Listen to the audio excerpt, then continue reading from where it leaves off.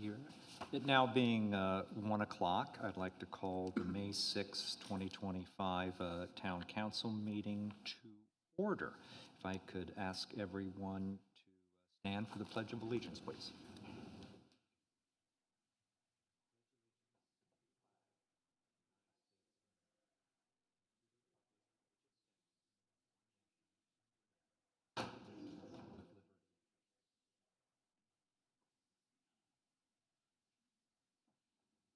Madam Clerk, would you call the roll? Mayor Bell. Present. Mayor Pro Tem Here. Ms. Kay.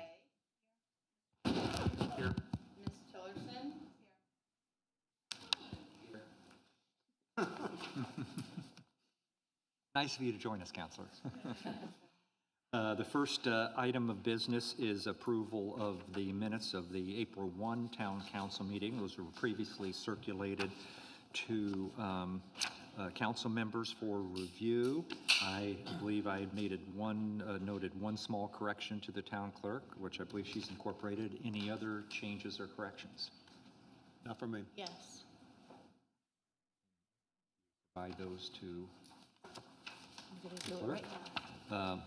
with those changes, the minutes are deemed approved. The next agenda item is citizen comments on agenda items only at this time. Are there any citizen comments? There are none. Our next agenda item is a presentation by Dr. Patrick Barano from Coastal Sciences and Engineering. As I suspect most of you know, CSE is the town's beach consultant, for lack of a better term. They monitor and have been monitoring for a number of years now the health of our beach and dune system. In the materials, if anybody read through the materials, there's a fairly extensive report prepared by CSE, chock full of numbers and data and a lot of arcane terminology. We are not today going to go through the entirety of that report. We're going to ask Dr. Barano to provide the highlights, which I think can be summarized in some respects is good news. We still have a healthy and accreting beach, but you can provide a little bit more detail than that.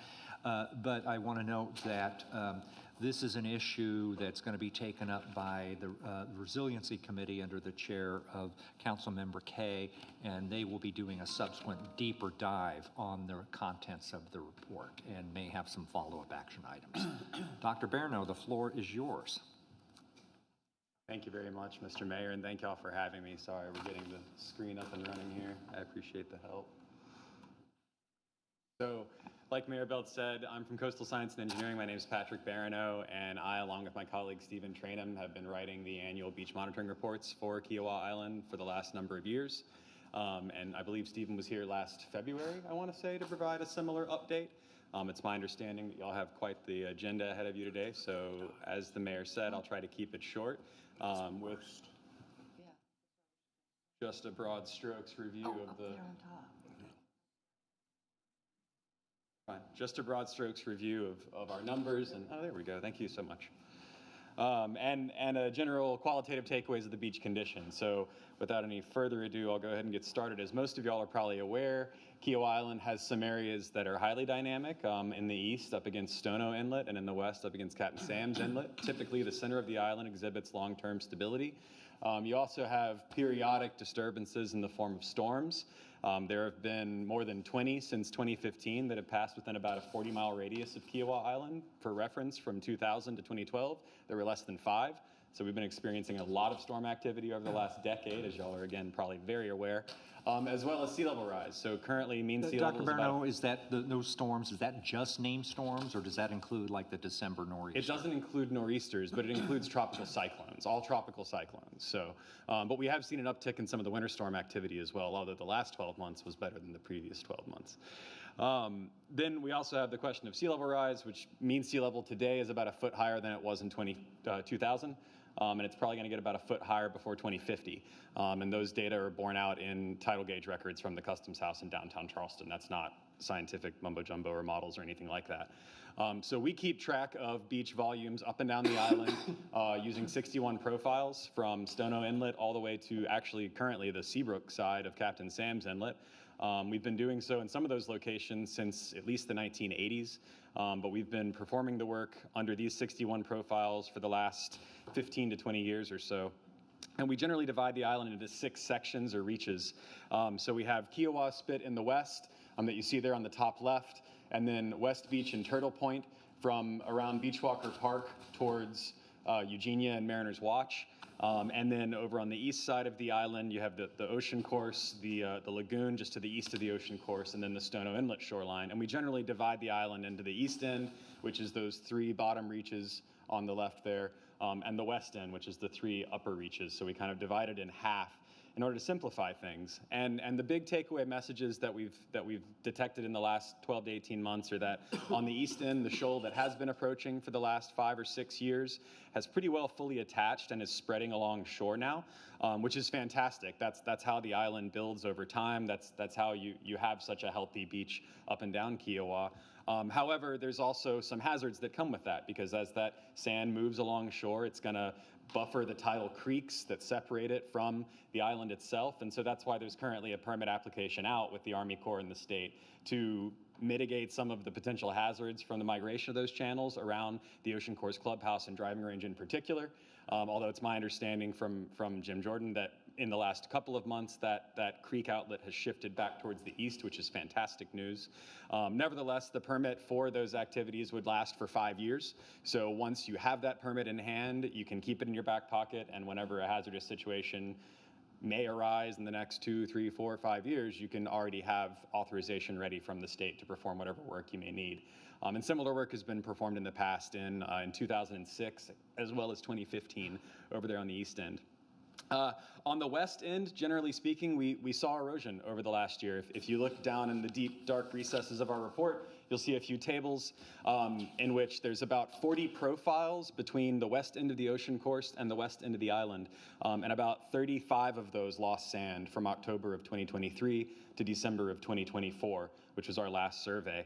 And we've also seen continued narrowing of the spit neck right there at Beachwalker Park, where the creek kind of backs up almost to the beach at this point. It's a little bit less than 300 feet from mean high water on the ocean side to the creek side. So Can I ask a quick question? Sure. Is your previous chart referenced Stono Inlet? Is that the same as Sandy Point? No, that's going to be all the way up inside the inlet shoreline, but maybe not all the way to the east. So Stono Inlet is not on Kiawah Island then? No, it is. It is? It is, Okay. yes. All right. Yes, it's from the corner on the east end of the shoreline as it turns up Okay. towards the north. Got it, okay, Yeah. thanks. And well, thanks for making me flip back there. That's actually a great chart to show off here. You can see in the lagoon volume changes over time here towards the right that you have this oscillation between increases in volume and decreases in volume, and that reflects the shoals that periodically come up on the east end of the island and attach, and then after they attach, they erode in place and they begin to spread down coast. And to that point, you can look at the ocean course has a pretty positive slope, Turtle Point has a positive slope, West Beach has a positive slope over time.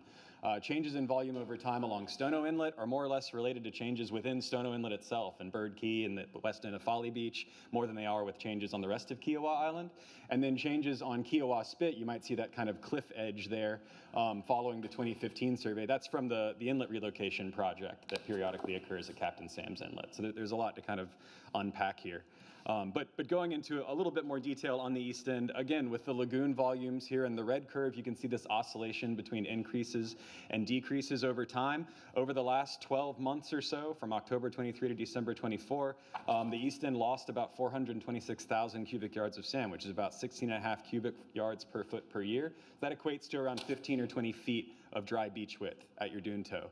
Now that sounds severe, but most of those losses, as you can see in the curves here on the right, are concentrated within the lagoon reach. So again, as that shoal attaches, it's going to naturally erode from that reach, which is what it's supposed to do. And that sand is going to flow generally west, a little bit to the east. And that's why we see progressive increases in volume along the ocean course. And again, Stono Inlet's way up in Stono Inlet, so it kind of does its own thing. It's not really related to the other reaches on the island.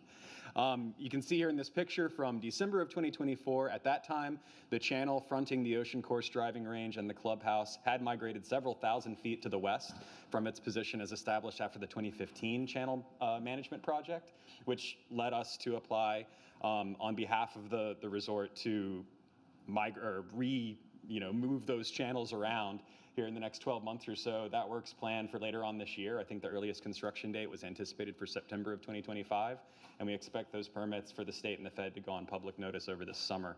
But we haven't received much pushback on them. We don't foresee that being an issue at all. On the west end, we saw slightly less severe losses, about 4 or 5 cubic yards per foot per year from October 23 to December 24, which equates to anywhere from 5 to 10 feet of dry beach width lost. Again, this red curve is Kiawah Spit that you see on the top right, so that cliff edge there is reflective of the inlet relocation project, not of some drastic erosional event. And as you can see, generally speaking, Turtle Point and West Beach, those two blue curves, are more or less static over time with a slightly positive trend, which means slight gains in beach volume over time. Over the period from October 23 to December 24, there was some pretty significant erosion. There were several storms from December of 2023 to March of 2024, which heavily impacted the region, not just with the dramatic flooding here, Folly, downtown, but also on beaches, on Kiawah, on Seabrook, on Folly, on Isle of Palms. And so that impact was felt across the region. However, the reported 50-foot of dune recession immediately after the December 2023 first event probably constitutes the majority of the erosion experienced over those storm events. So in that way, that's pretty good news. And again, over time, you can see here over the past 10, 15, 20 years, you've had a gradual increase in volume on those central and western reaches as sand migrates down, as shoals attach from the east end and then begin to spread to the south and west. So if I can just Sure. press pause for a second. So I just want to, we always characterize this as largely an accreting Sure. beach system, but your report indicates that the island lost almost 600,000 cubic yards. That's right. Of sand from over a little over 1 year period from 23 to 24. Notwithstanding that loss of sand, overall, we are recreating. Yes. Okay. Yes, in fact, if you look at the long-term trends, the sand that we measure in our surveys with those 61 profiles, there's more volume on the beach than there was in 1999, and there's about the same volume of sand as there was as of about 2007 or 2008. So the long-term trend is stability to accretion. And so you would expect a lot of that loss, that 600,000 cubic yards, to be recovered? Yes. Yeah, okay. Yes, and certainly as new shoals come around on the Stono Inlet side and attach, probably in the next 3 to 5 years, there'll be another one. That's another several 100,000 yards of sand that's going to feed the rest of the beach. I mentioned earlier the narrowing of the neck on Captain Sam's Spit near Beachwalker Park. So if you measure the width that I mentioned earlier from mean high water on the creek side to mean high water on the ocean side, in 2010 it was about 380 feet wide, and that width held more or less steady through about 2015. However, through March of 2023, which is the latest imagery that's just easily available on Google Earth, that width had shrunk to about 275 feet. And so over the last 8 to 10 years, we've seen an increase in the narrowing of that creek, not only from gradual recession of the dune from all of those storm events that I mentioned earlier, but also from a southern and westerly cut in the channel on the landward side. And so you have erosion from both sides. And so we're beginning to keep a closer eye on this because historically, Captain Sam's Inlet has occupied the channel as far east as the thin part of that neck. And we want to be able to give everyone a very, very early warning if that hazard is imminent. It isn't imminent now. However, in the next 10 to 20 years, it will be. So that's certainly something to keep an eye on. Can you go back to the previous slide, please? Sure. Thank you. Sure. So finally, looking really broad strokes at just shoreline. Can I ask a question Yes. real quick? Sorry, I thought Luke was going to ask a question. So when you're talking about the Captain Sam's area, do you include the area along the Keogh River where you can see the parking lot collapsing Yes. and the trees collapsing in as well? Yes. In fact, that's in this image right about there. Kind of wondered. Yeah, okay. Oh, it's way higher up. So No? Okay. when you say not imminent and the hazard, so you know, apart from the loss of the area around the Beach Walker County Park parking lot, the narrowing of the spit, what are the implications of that? It's been breached before. Yes. May be breached again. How does that constitute a hazard? Well, so there's recent development just east of Beachwalker Park, and if you look at the position of this inlet channel going back to about 1949, that new development was located on an active beach in 1949. It wasn't there then, obviously. However, if the channel were to reoccupy its previous position, which is pretty common whenever we see breach events like this, then it would be severely vulnerable to beach erosion. Can you point out where that is, where you're talking about, on this slide or another slide? The blue roof's right here. And where would so if the erosion broke through the narrowest part of the neck, Just a couple of 100 feet to the west. that would endanger that blue box? that blue- Yes. Yeah, you'd sort of see this sort of zipper effect on the beach, where once the channel reoccupied its former position, then the dune would recess to the north and to the east, right on the eastern boundary of that breach. All right, is this something, though, that we should be taking action on now rather than waiting? That's a very good question. Because if you take the linear change over the last 10 years, you still have about 20 years if the erosion continues as it is. These things are highly cyclical, however, so it may not continue at that rate, it may slow, but we know that as recently as 1949, that's where Captain Sam's Inlet was located. And so it's a long-term strategy to consider. Yeah, that's where I was coming from. If we wait too long, it could be a larger cost to repair or fix. Presumably, yes, it would take more work. Okay, thank you. Well, if I may, Mr. Berner, on the other side of the coin, this is effectively a natural area, so should we be doing anything to affect change to a natural area or let nature take its course? Well, I heard the answer to the question you had originally asked is that it would be a dangerous situation to structures that are there. That's why I asked the question. So, I mean, that's a good question, because I think one might argue that if it was just Sam Spit becoming its own little island, and it then becomes less accessible and natural habitat for flora and fauna, that's not necessarily a bad thing, but the other side of that coin is the potential implications for the newly constructed properties at the Cape. Exactly. So what are the strategies, I mean, if we want to start looking long-term, what are the strategies we need to be thinking about with regard to mitigating that set of risks? Well, we've talked with the state in the past about what can possibly be done here. There's been litigation involving hardened structures on the landward side of the spit, and that's more or less off the table in our minds at the moment. However, if you also look at the old imagery on the inland side of this creek over here, that marsh has grown pretty significantly seaward over the last 10 to 20 years, and currently, because that is designated protected habitat, you can't really manipulate marsh the same way you can, say, beach sand for a dune project or a renourishment. However, we're trying to have conversations with folks at DNR, the Office of Resilience, as well as the newly formed BCM, to try to persuade them to see that in this case, if you were able to bump that opposite side of the creek a little bit further inland, then you could reduce the pressure on the seaward bank, and then you could help mitigate some of the thinning of the spit by allowing it to build back towards the north and west instead of cutting seaward over time. And so your colleague has mentioned that, and some others I've spoken with, Dr. Khanna. Yes. I guess the issue there is, at what point do we need to think about being more proactively engaged with the state agencies? Because we haven't been directly. You all have been. Yes. And ostensibly on our behalf or on Seabrook's behalf or other property owners' behalf, but we kind of institutionally have been less directly engaged, and that may be something we need to think about going forward. It would be useful to make it a goal, maybe not in the next 2 to 3 years, but certainly in the next 5 to 10, to have something to materially show as a strategy for this location. And that would be part of what the Resiliency Committee should be looking at. You, Madeline. A fairly significant issue, gentlemen. Yes, yes, ma'am. Yeah, so without taking up much more of y'all's time, in general, historically speaking, we saw General gains in volume from 2007 to 2015, pretty modest. 1.6 million cubic yards over an 8-year period over the size of this island is only a few feet of dry beach width.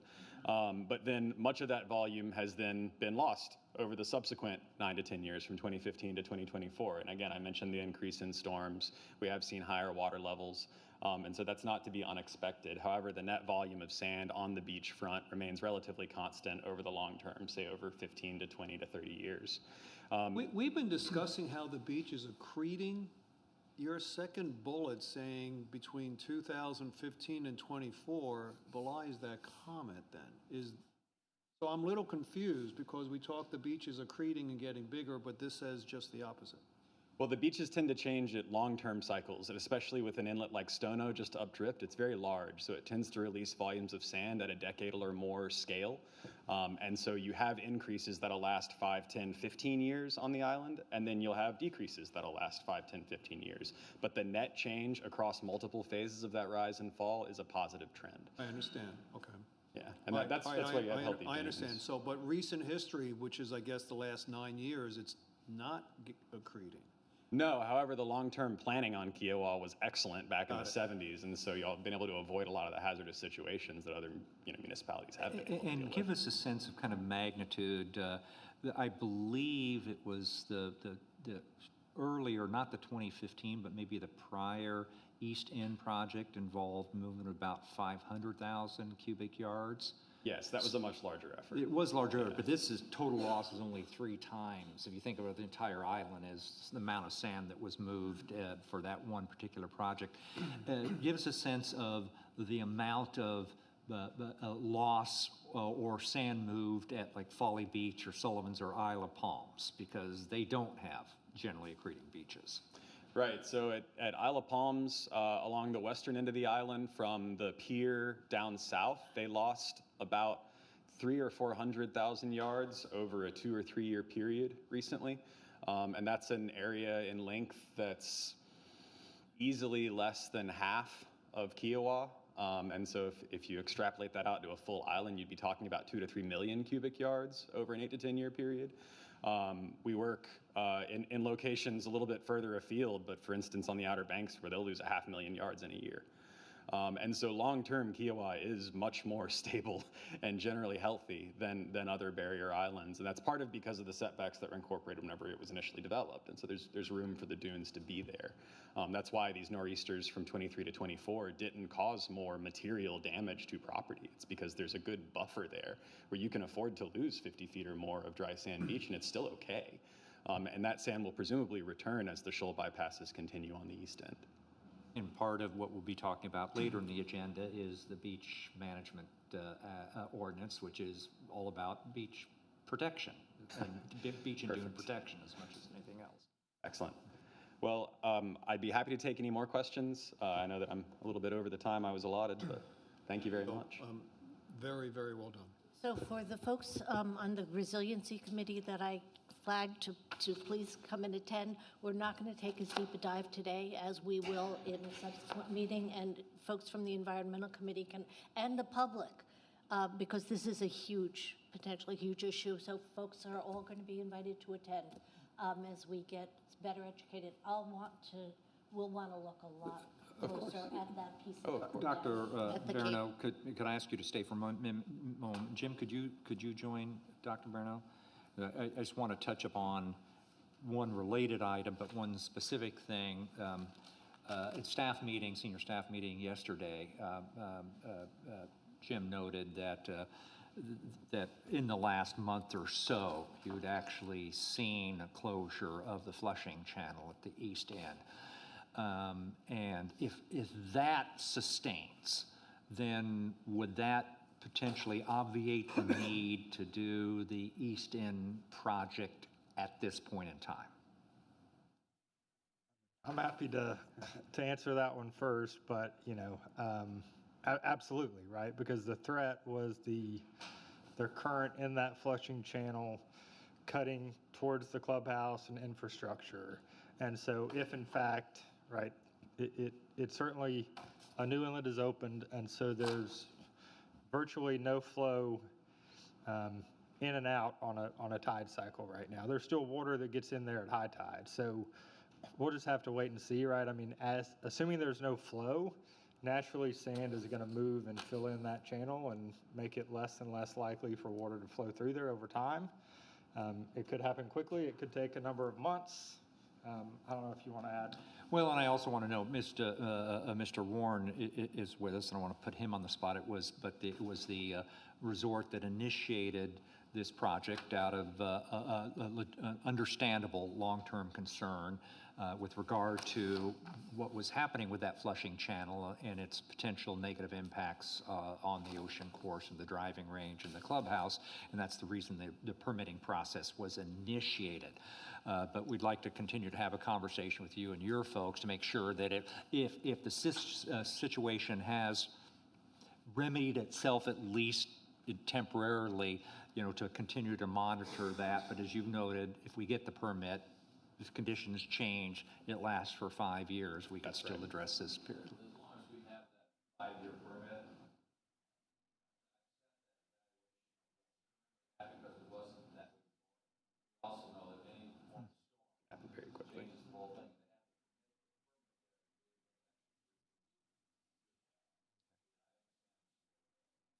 Jim, one other thing, because this plays into some of the conversation we're going to have a little bit later as well. As a result of the shoal attachment in the flushing channel, that had resulted organically or naturally in a loss of a lot of the natural previous habitat for many of our migratory and nesting shorebirds. But now, given this development, and some of that had moved a little bit further west, which kind of got into all of the suitable nesting habitat discussion, moving a little bit down further along the ocean course. But now this may end up resulting in the restoration of some of that habitat that had been lost previously. Yeah, I mean, absolutely. I mean, that area is so dynamic that, these areas where our shorebirds nest, right, they're higher in elevation, they're low dunes that are sparsely vegetated, but every year they're in different locations just because of how dynamic it is. And yes, we've had a buildup of good nesting habitat just to the west of the clubhouse. Obviously, this channel, as it was flushing through there, was impacting that area. So assuming that area starts to fill in with sand over time, you'd absolutely create, good nesting habitat right there in front of the clubhouse. But certainly, we've lost some. When the inlet reopened to the east here recently, right, it went right through nesting habitat as well. And so you lose it here and there and you gain it other places. Well, but I guess what the point I was making is not just right in front of the clubhouse, but more to the east is where a lot had been lost. Correct. That it potentially fills back in elevated ground that would become natural habitat, and that's already in the critical area. That's correct. Yes, sir. The project, just that.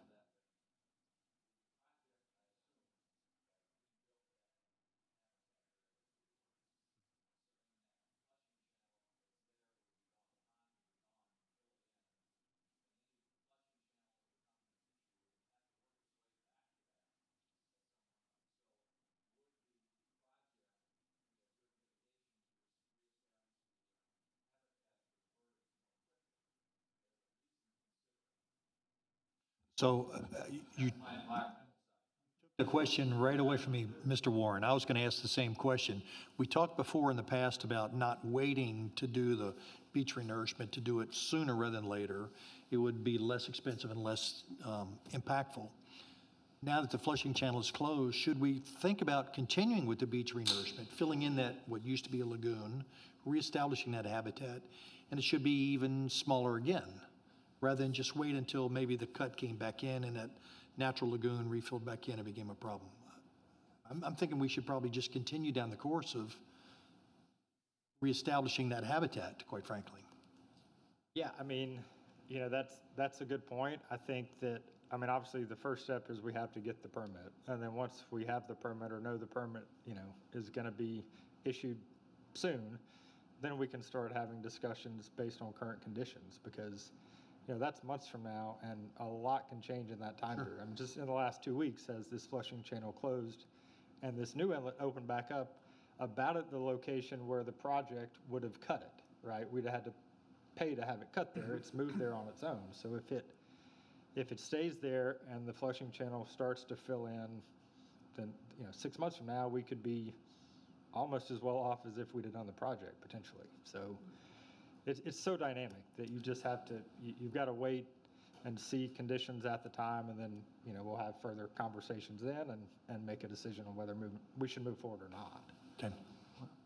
Well, thank you, and we'll continue to monitor with you and Stephen and Jim and the resort and take action as appropriate. But like I said, the first step is to get the permit in hand, so then we know we can consider what our options are thereafter. Any further questions, comments? No, sir. Thank you very much. Appreciate it. Thank you. Thank you.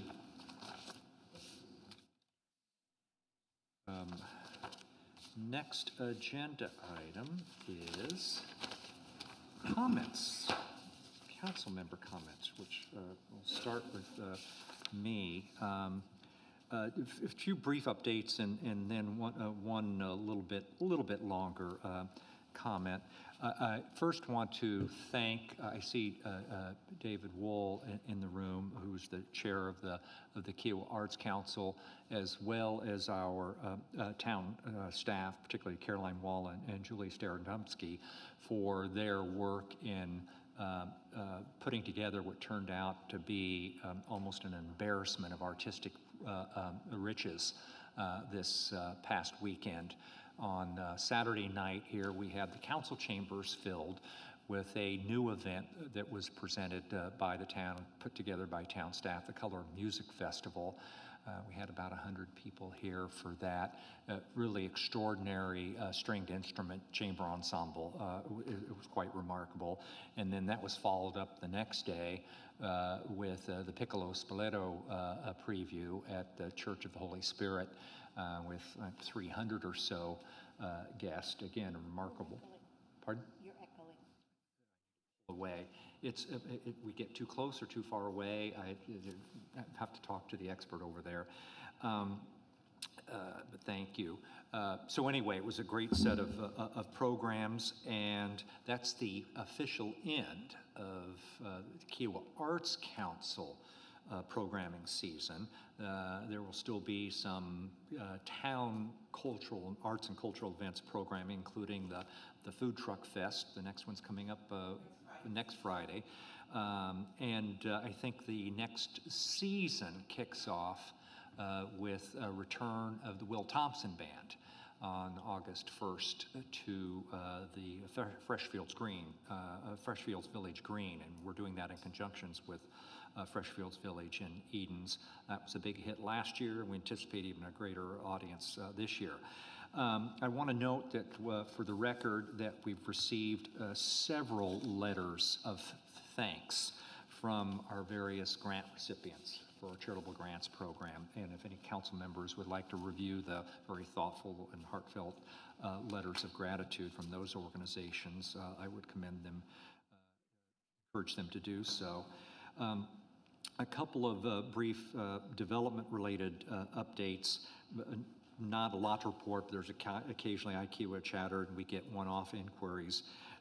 Both Seafields and Mr. Warren can correct me if I'm wrong, but the Night Heron Activity Center are both on track, and I believe both of those projects are supposed to be completed by the end of the year.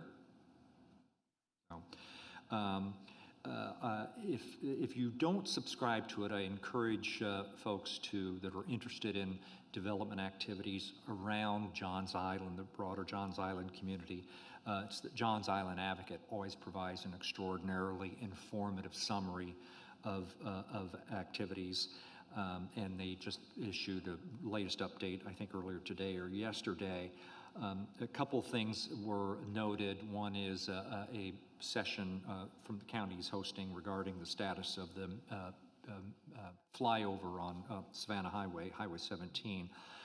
The other, because it will have some impact ultimately on Kiawah Island, is there is a county planning commission meeting on the 12th, May 12th, up in North Charleston on the Orange Hill plan development. So the Kiawah Island Club new development that will include a new golf course and 120 new homes. And if I encourage you to look at that, it's continued to evolve. There's a pretty good summary of that project, as well as what are characterized by the Johns Island Advocate as both pluses and minuses. And if you're interested in commenting on that project, comments are actually due this Thursday, May 8th. One thing that was particularly noteworthy about that update, which I hadn't been aware of and we should think about in the future, is potential applications that the developer is paying over more than $2 million in fees associated with that project to various county organizations, including CCSO, St. John's Fire District, and pardon? Workforce housing, and interesting. We've not really considered anything similar in the past here in the town. The last thing I want to bring everybody up to date on, well, one other kind of operational item. As many of you may know, I think we've talked about this in the past, our off-duty deputy contract with the Charleston County Sheriff's Office expired by its terms in December, at the end of last year. We've been continuing to operate under that contract in the interim, but there are a number of issues related to that contract, and we're not going to continue with that contract in its current form going forward past the end of this month. We're in discussions with CCSO about kind of an alternative arrangement, intergovernmental agreement, or other solution for either regular duty and or off-duty deputy coverage on Kiawah Island. And so those conversations are continuing. Mac and one of his colleagues are working with the general counsel at CCSO, and we'll probably have a follow-up meeting. I've also had some good conversations with CCSO, and they've been very responsive about greater enforcement of speeding in the area, particularly along Betsy Carrison Parkway, and we're hoping that that will continue to be stepped up. Just last week, there was a 4-car accident right outside the municipal center. It was wholly attributable to slowed down traffic entering into the circle, but people coming around the curve at high speed and not being able to stop in time and driving stop vehicles into one another. And we're actually sending out a notice to contractors and others about our working together with Charleston County Sheriff's Office to enhance speed enforcement in the area. One other issue that's gotten some attention, there have been inquiries about, is the status of the Andell West project. And this is where I want to get some council members' thoughts. We were recently approached by Riverstone, the developer, with regard to putting in a traffic circle at the entrance to the Andell West property.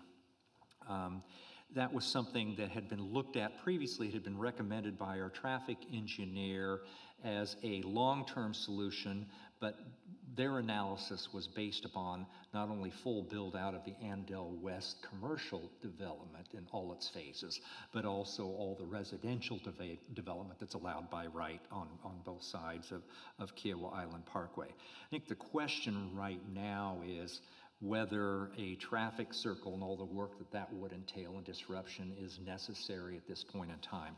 In that regard, I would note that when Riverstone came to us with kind of an update of where the project was at, there were some notable changes from what had been discussed with the community, negotiated with the community back in April 2023. There's still the plan to build the new Harris Teeter at the current location. The current plan is for that to be open, assuming you stay on schedule, in 2029. One of the differences is that now it's proposed or planned to have the fuel center move from the buffered area right near Kiawah Island Parkway back by the grocery store itself, which is kind of what Harris Teeter wanted the first time around. Also, another change was, and I've got the update material that Riverstone had sent out back in 2023, which indicated this was part of what the community negotiated, that the first phase of the project would include a new Village Green and Restaurant Row, because there was a lot of interest in additional restaurants on the island. That is now not part of the Phase 1 project. What we've been told, Phase 1 is just the Harris Teeter, the Fuel Center, and 3 pads, commercial pads, in that kind of combined area.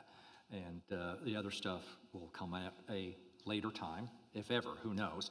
Is there a Phase 2? All that other stuff are future phases. There has been no representation to the town thus far as any timing with regard to subsequent phases.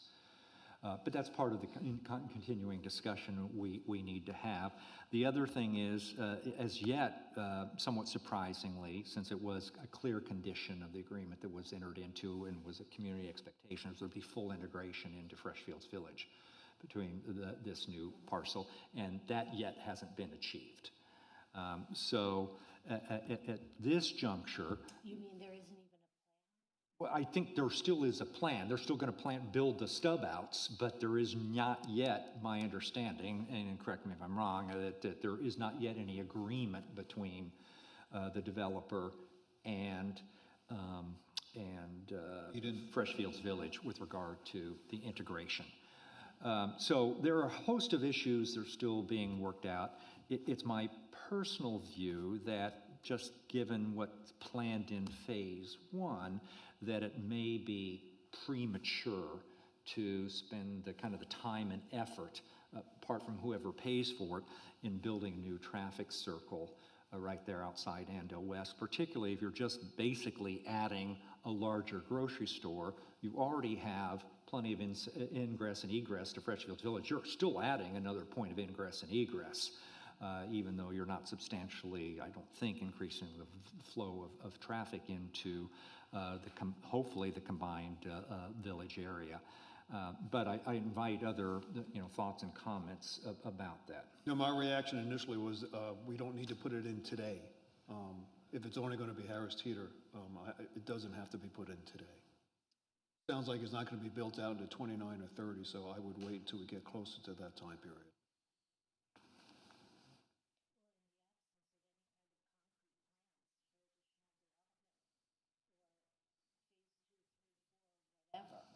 I don't see the need for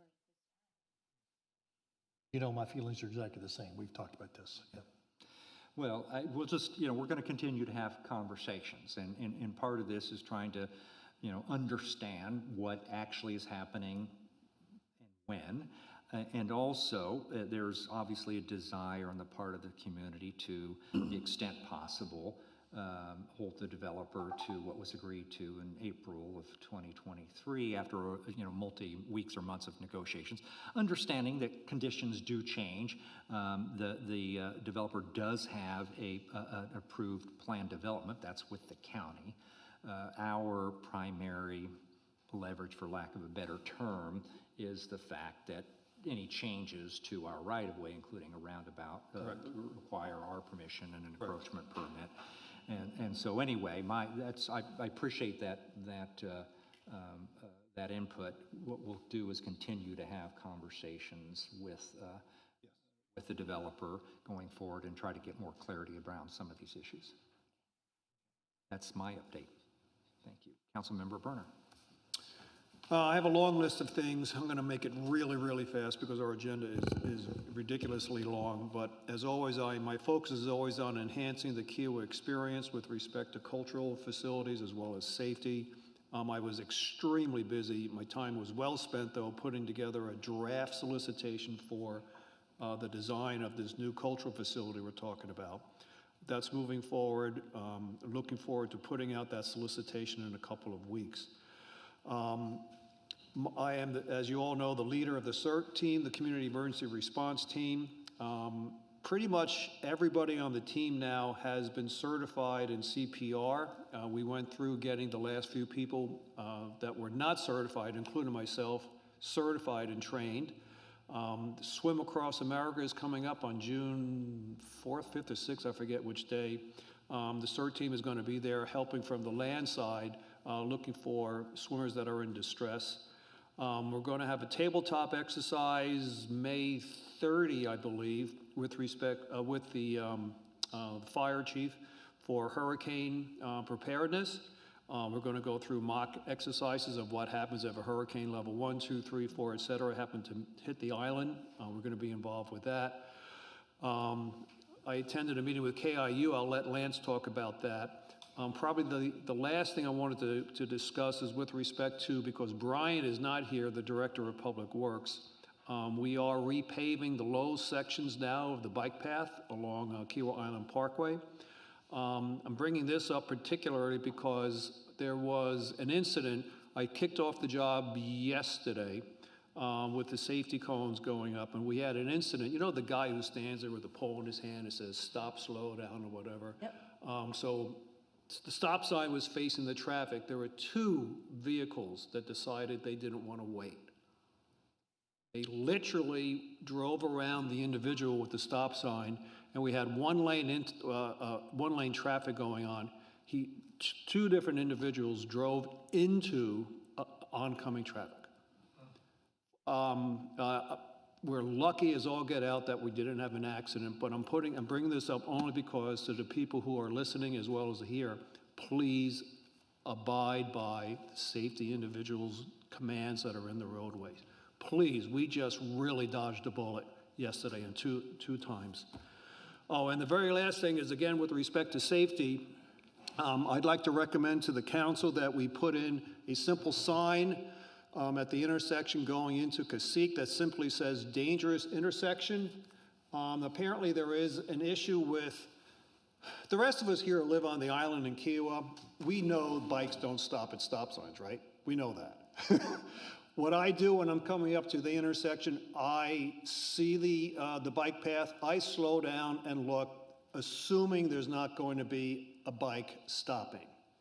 The people on Cacique don't have the same bike paths. I don't think they're trained the same way we're trained to deal with being on the lookout for bicyclists. So I would really like to have on the bike path on Kiawah Island Parkway, when you get to the intersection with Cacique, because if the Cacique people aren't properly trained to expect the unexpected biker coming across, we need to now train, hopefully, the bicyclists. Please, let's just put up a sign there that says, dangerous intersection, please stop or walk or something like that. I really would like to recommend that to the town to put up that simple sign at that intersection. And that's it for me. I appreciate that. On that last point, Councilmember Berner, generally it would be preferable. We can certainly do that. There's not a significant cost implication to that. There are always issues. I wasn't going to talk about this, and I'm not going to today. We'll save the next council meeting. Issues regarding approval processes and signages and things like that I'm just not going to belabor now. But it would be helpful if that, I don't know if that was a actual recommendation or something that was my considered. My idea. Not something that's been formally considered by public safety or infrastructure. That is correct. Okay, all right, thank you. Councilmember Kay. Thank you. I'm going to focus primarily on what the town did during Earth Day, because it was a huge initiative and it was focused primarily on the bobcats. We've just got this marvelous island full of wildlife diversity. Generally, things are in pretty good shape, but we've got this threatened bobcat situation. It was really, really healthy up until about 10 years ago. We had about 35 bobcats. And then all of a sudden, we saw this big, significant drop-off. We had 7 bobcats dying just in 2019 to 2020. And it was all attributed to the use of second-generation anticoagulants in some of our pest control agents. So there have been continuing efforts on the part of primarily Jim Jordan and his group, with a big assist from the Conservancy, to continue the emphasis on bobcat safety and preservation. And we have helped restore that bobcat population. It's come back up to about 20 to 25, but we've had at least one death, 2 deaths now in the last couple of weeks, and the biologists are waiting for the toxicology reports. But the point is, our work is not done, not at all. This requires a huge a huge lift on the part of the community. So we aimed all of our efforts at Earth Day around the bobcat population.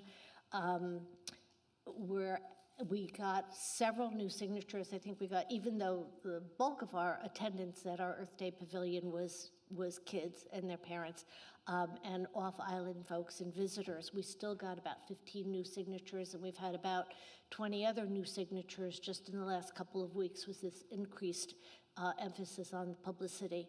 But we need you to do more. So those of you who are here, those of you who are listening, please talk to your friends and neighbors. You need to talk to your pest control companies. You need to tell them to sign the pledge not to use the SGA's in their pest. There's so many other good options that they can use. And it's not just about the wildlife piece of it. Kiawah was this, it's going to be, there's going to be a increased emphasis on ecotourism. It's part of the town's comprehensive plan that's almost at the end of its drafting now. So there's some economic reasons to also keep the diverse pieces of our wildlife very, very healthy. So please, get out there, be proactive, help us to save our bobcats. Nobody doesn't like the bobcats. Nobody wants to see a bobcat die. So let's do everything that we can to make that happen. And I appreciate your efforts.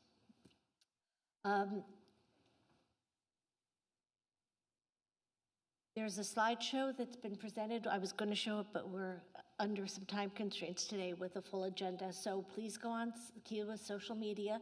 You'll see a slideshow of everything that happened and all of the different stuff that we did at Earth Day.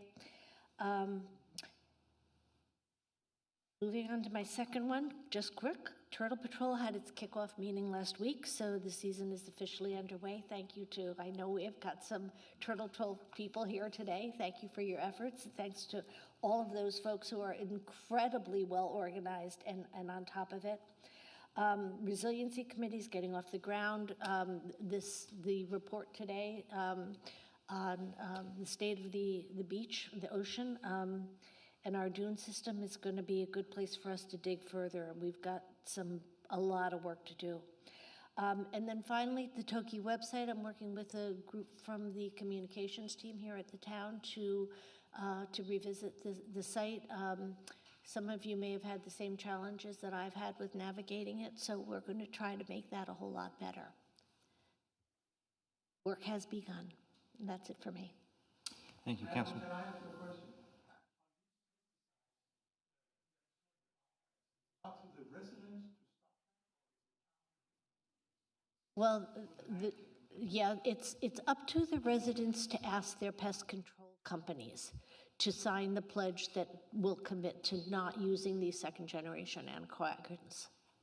The town is precluded, any municipality is precluded from state law, by state statute, from doing any regulation of pesticides. That's why this voluntary effort. Full stop, state has preempted municipalities from regulating. We have looked into it, tried, but that's why it's got to go back to the residents. Councilmember Farrell. And just to close the loop on that, so what you can do is ask your pesticide provider not to use second-generation coagulants. That's the best solution. And just remember, more bobcats means less deer eating your bushes. So there's a huge benefit. And now the end of Madeline's and beginning of mine. We met Monday, the audit committee, and I had our second meeting. We interviewed an auditor to do internal controls audit.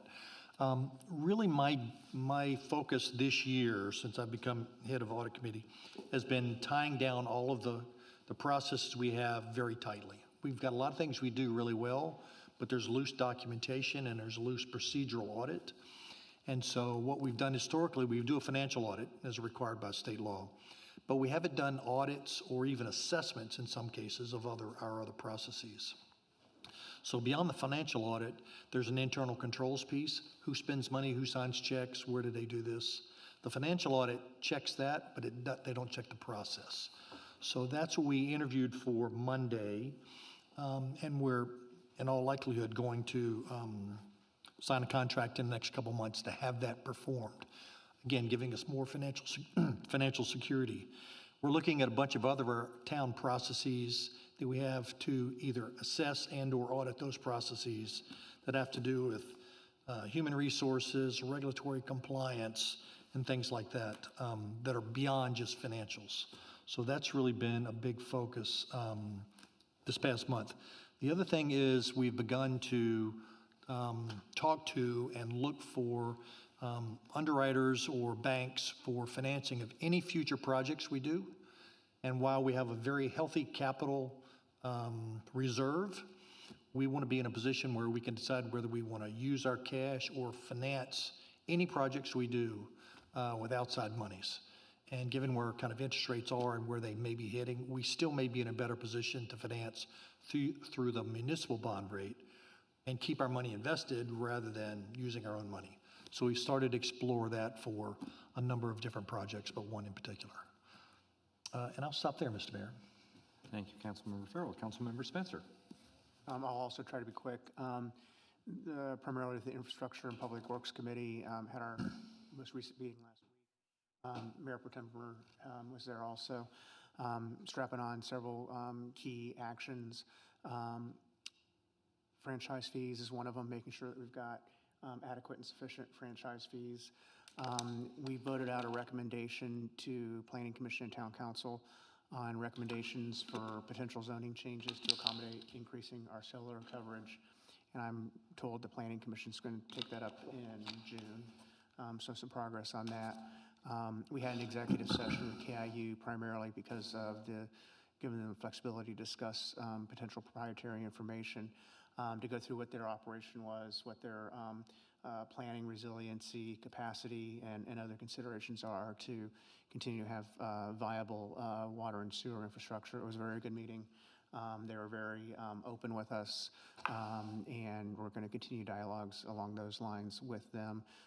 Next utility that we're going to invite to have discussions is going to be Berkeley Electric, and I think I'll stop there.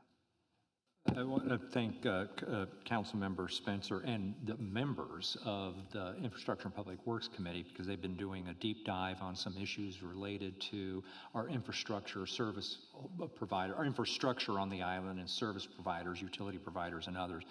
And you mentioned franchise agreements, and some apropos of that, the town administrator and I have had a couple of conversations with colleagues of Max as well as others about kind of revisiting, maybe starting where we should have started a long time ago and putting in place a ordinance regime for franchises. There are a couple of instances in which we do not even have franchise agreements with service providers, which is somewhat unusual from a municipality standpoint. And other instances which we do have franchise agreements, they're a decade or more old, and it's not clear that there is kind of up to date with the kinds of provisions you would want to have in place to ensure protection of the public health, safety, and welfare of our citizens. So that's maybe a project that we're going to want to undertake. So it's both a kind of a legal review as just looking at what are the kind of service level provisions. Part of this is all about assessing what is the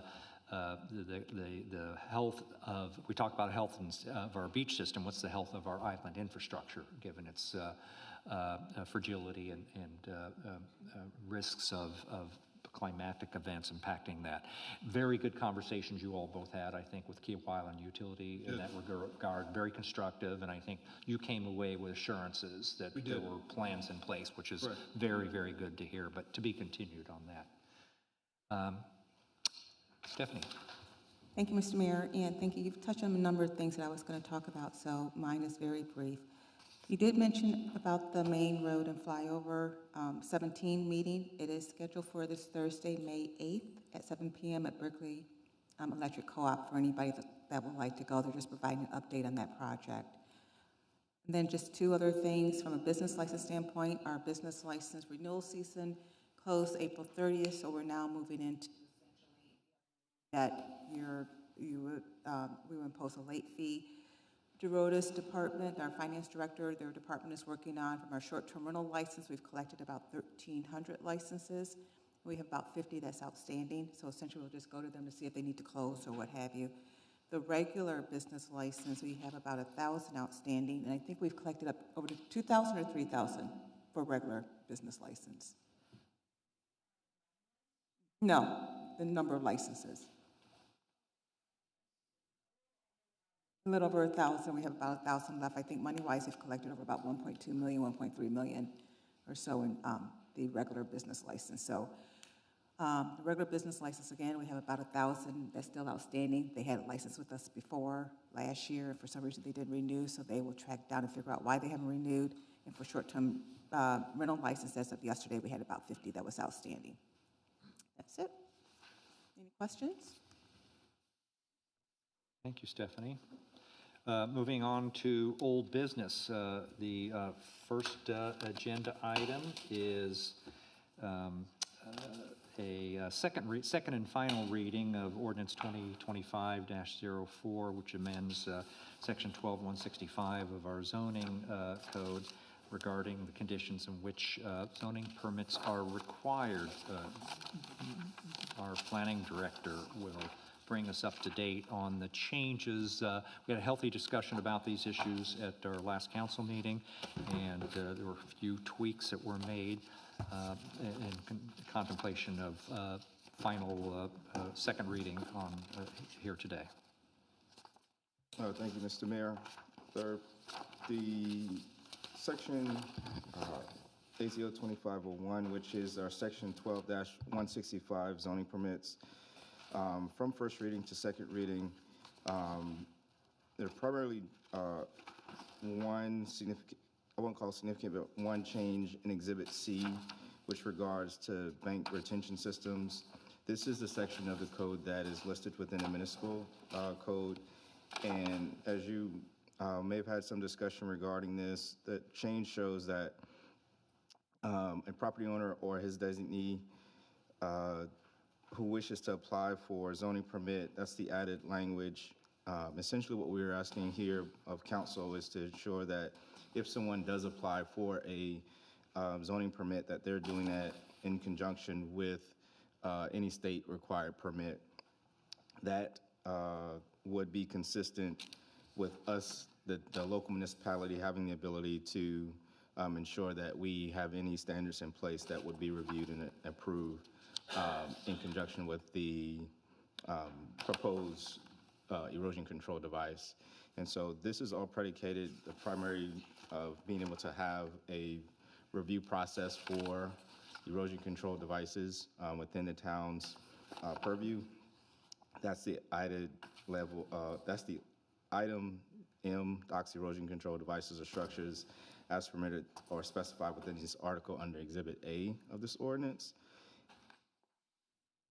I would highlight there was some discussion at last or first reading regarding fences.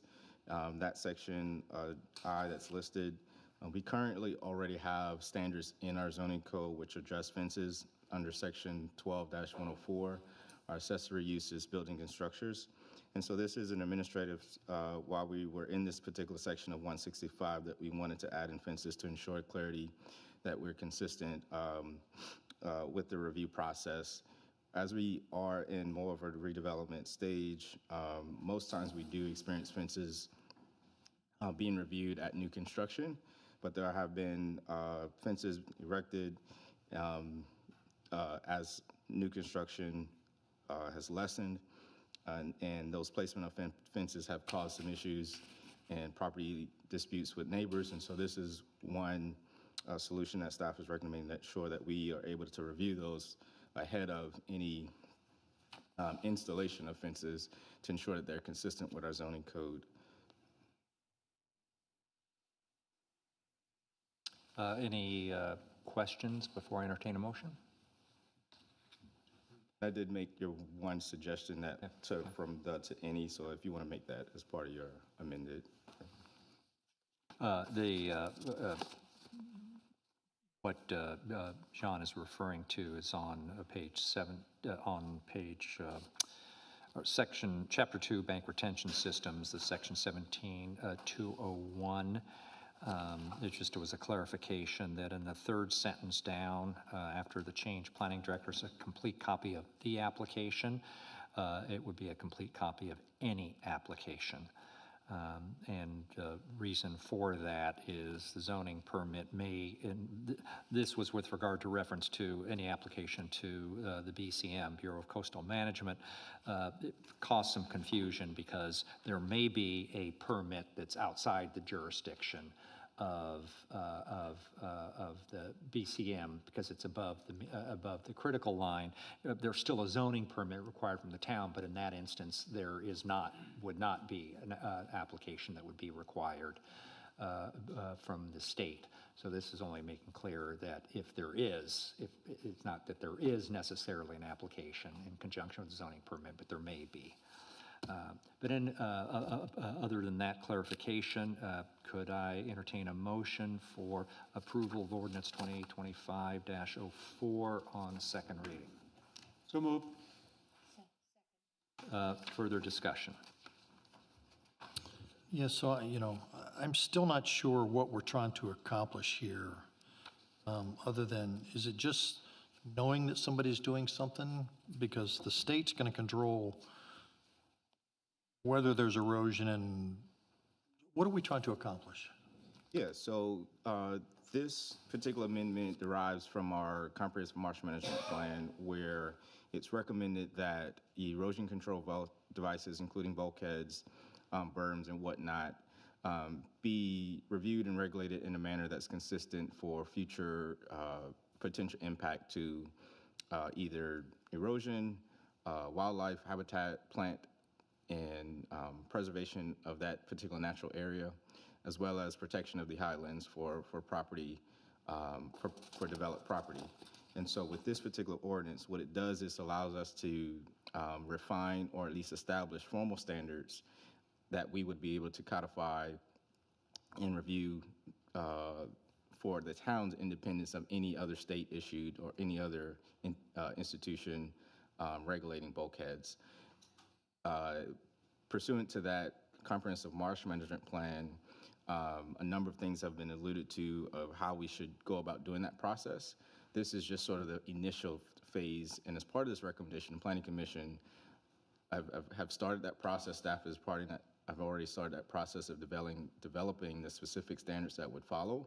But what this does, Mr. Farrell, it allows us to at least, number one, be able to better administratively track how many of these bulkheads are on the island. Right now, in that process of what we do is sort of is kind of dictated by the state, and that's only for those that are required by the state. So there is also sort of a detrimental outlook of providing impact to adjacent property owners.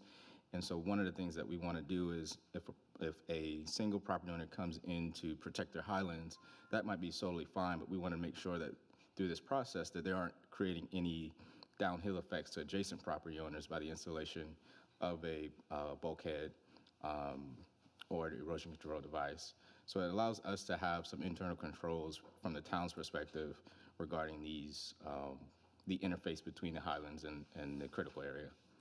Councilmember Farrell, it's kind of, I know you have some further questions, comments in this regard, but maybe I can add to my perspective on what the planning director said is, this is putting in essentially giving additional authority to be able to regulate some activity that may have some public interest impact.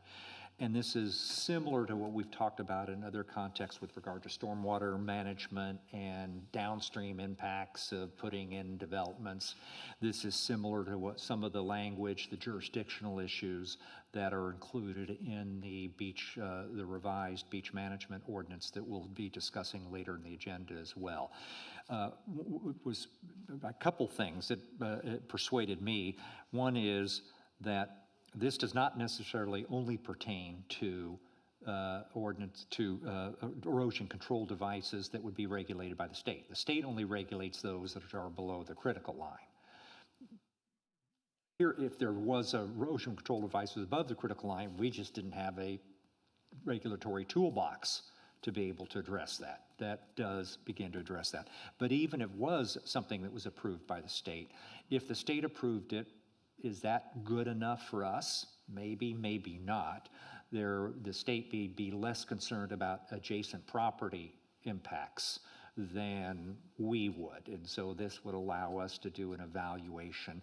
The state approval would be necessary. You couldn't go forward without state approval. It was below the critical line, but should that be sufficient? And that's part of what this is designed to address. Okay, thank you. So I just have a generic question. We talk about we state docks, erosion control devices or structures.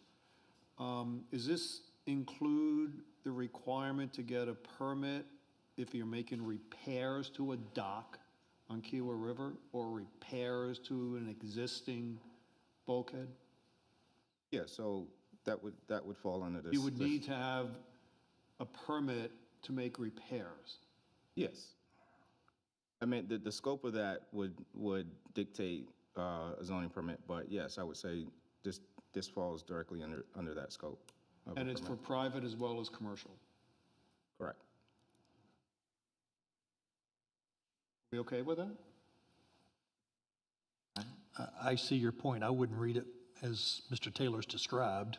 You could put in installation or repair of docks erosion control. That might be more clear for your point, if that's what you wanted.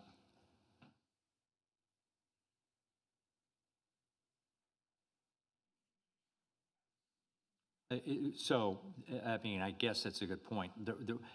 Should the word construction or installation or erection be in front of docks, erosion control devices to start with?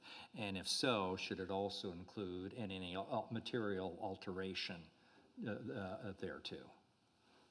Well, I would agree if you're making an alteration, changing the original design of it, you would require a permit.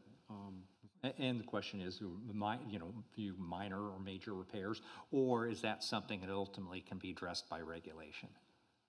I mean, it would kind of simply fall into, you say, new construction or one of the others. Adding that level of clarity, I understand. To me, it can go either way. I think it's really just an administrative kind of a decision based on the scope of work that the applicant submits. So I think at the very least, just as a matter of grammatical change, all the A through L are all action items. There's no action with regard to docks. So we need, council, your thoughts as to whether simply construction of or something along those lines of preceding docks erosion control devices. Same with fences. Pardon? Fences doesn't have an action. Same thing. Yeah. Construction of works for me. Because I'm not sure if I had a fence and it had rot on it. I'm not sure I would have thought about getting a permit to repair rot. Exactly. And I'm not sure that I wouldn't- would suggest that that's appropriate. If you're Put doing yourself in the place of the homeowner, though. The homeowner, does they even know that they? Yeah, so for example, similar where we have someone just replacing the treads on there, as long as they submit that to us and we understand that that's being part of the scope of work, that's what we're reviewing. So they're still applying for that permit, but they wouldn't need a building permit for that type of work.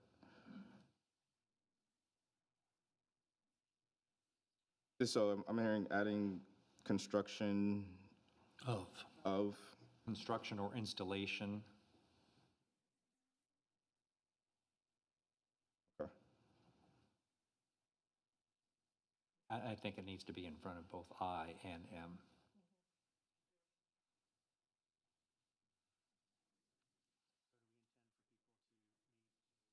Permit if they're planting a tree or flowers. Item. Any earth disturbing activity.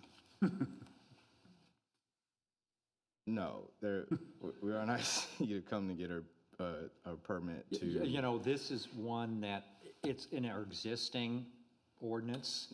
I mean, it's been a long time. It is extraordinarily broad. We did have for this, and it kind of an administrative determination at one time where that issue came up that well, as long as trees weren't being taken down, it didn't constitute an earth disturbing activity requiring a permit. But it is, you know, that is a fairly broad and not well defined. But that we can, I'm not sure to what extent we can, without going back to first reading, alter that, since it's not something that had been proposed to be revised or changed previously. I don't know, council? It wouldn't go back to first reading,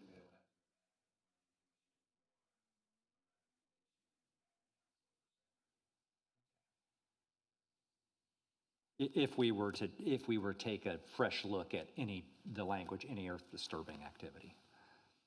Can you define it to be structural in nature, any earth disturbance activity that's structural? Well, there's certainly, it's not defined by statute. That doesn't mean it couldn't be defined by regulation. And the same thing, it's a conversation I've had with the planning director with regard to fences, for example. You know, is it the little tiny, you know, thing that you can stick in the ground that you get from Lowe's or Home Depot that's ornamental going around a garden? Does that constitute a fence that requires a permit? That'd be lawn art, that's not allowed. I would, well, that's not an ordinance. We don't have an ordinance in that regard. But my view would be, no, that's not something you should have to get a permit for. I use the analog that under the State Beach Management Act, not ours, a permit for a beach walkover is not required if the walkover meets certain criteria.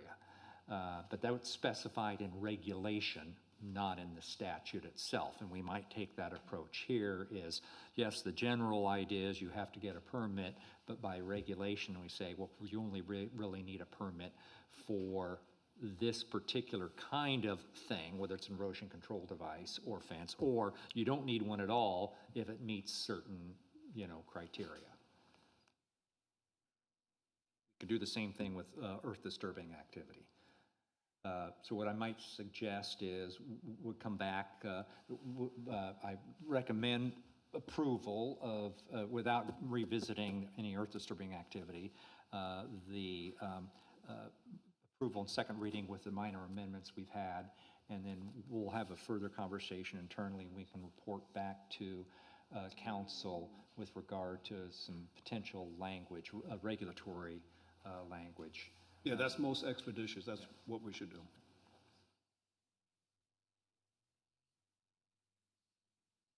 Do we need a motion to amend, or are these sufficiently minor? I mean, they are minor amendments, but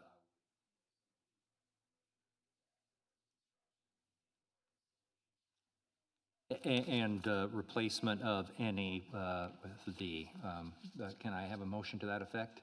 So moved. Is there a second? Second. Any further discussion? All in favor on the amendment? Aye. Aye. Aye.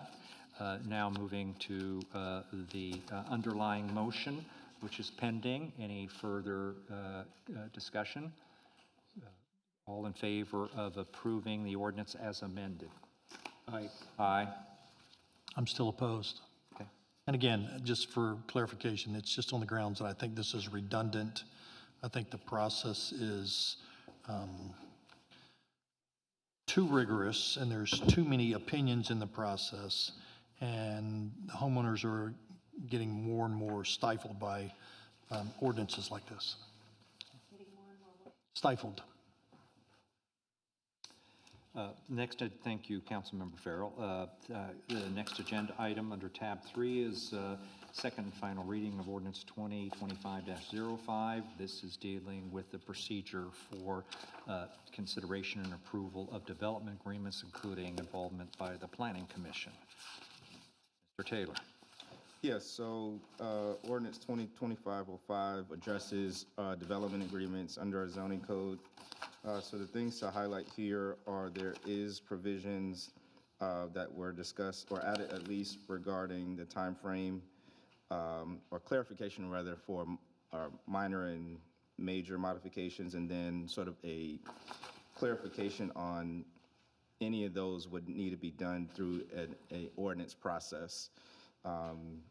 Just for the record, knowing that this is now in a revised process for review, and so that would includes, in addition to our pre-application and normal procedures or planning commission workshop, that's been added to this, and planning commission review and recommendation before it comes to town council.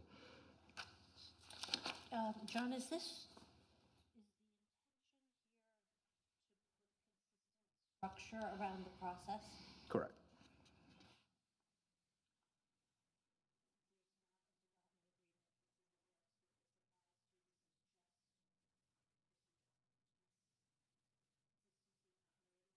Yes, I mean, of course, there has been discussions regarding a development agreement with the resort, but we've had no formal application. Yeah, up to that this process. is independent of this. independent As of you that. may recall from our prior discussion at the first reading, this was really driven by the fact that in the past, there were instances, in fact, most amendments to development agreements that had been entered into between the town and a developer were done by resolution, not by ordinance. And that there was no specification. The state statute says that parties can mutually agree to amend an ordinance, which is fine. That seems to be enabling to say you can do so. It wasn't, I didn't read it. I don't think the town attorney necessarily reads it as providing the substantive basis on how you handle that amendment. But the bottom line is, what we discussed last time, the idea here is you need to first have a robust planning commission involvement in any development agreement, which our ordinance and the state statute doesn't specifically provide for. So it's more consistent with our process for planned developments, annexation, and other things. In addition, it requires that any amendment to a development agreement that constitutes other than a minor modification has to be approved by ordinance as well. So first and second reading. So there's a more robust public process to be involved than has been the case heretofore, at least it's now. The Kiawah Island has always been, at least as I've looked at it, was always unique and perhaps, I mean, truly anomalous in passing major modifications of development agreements by resolution or rather than by ordinance. When I looked at Beaufort, Charleston City, and everyone else, they had always done that by ordinance. The town had not.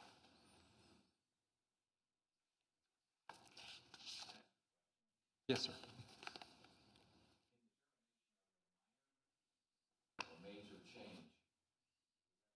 Applicant or the current group that has a development agreement, or is it impacted by the town's interest?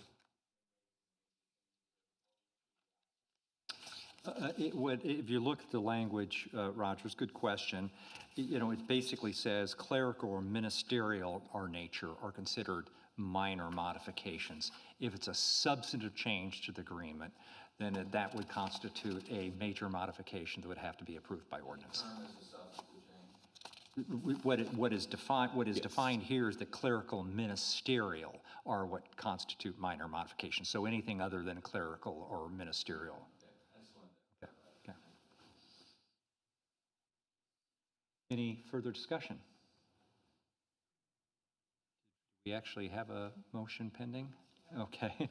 I entertain a motion to approve ordinance 2025-05 on second and final reading. So moved? Second. Any further discussion? All in favor? Aye. Thank you. Next agenda item under tab 4 is second and final reading of ordinance 2025-06. And this deals with waterfront development standards issues. And again, Mr. Taylor.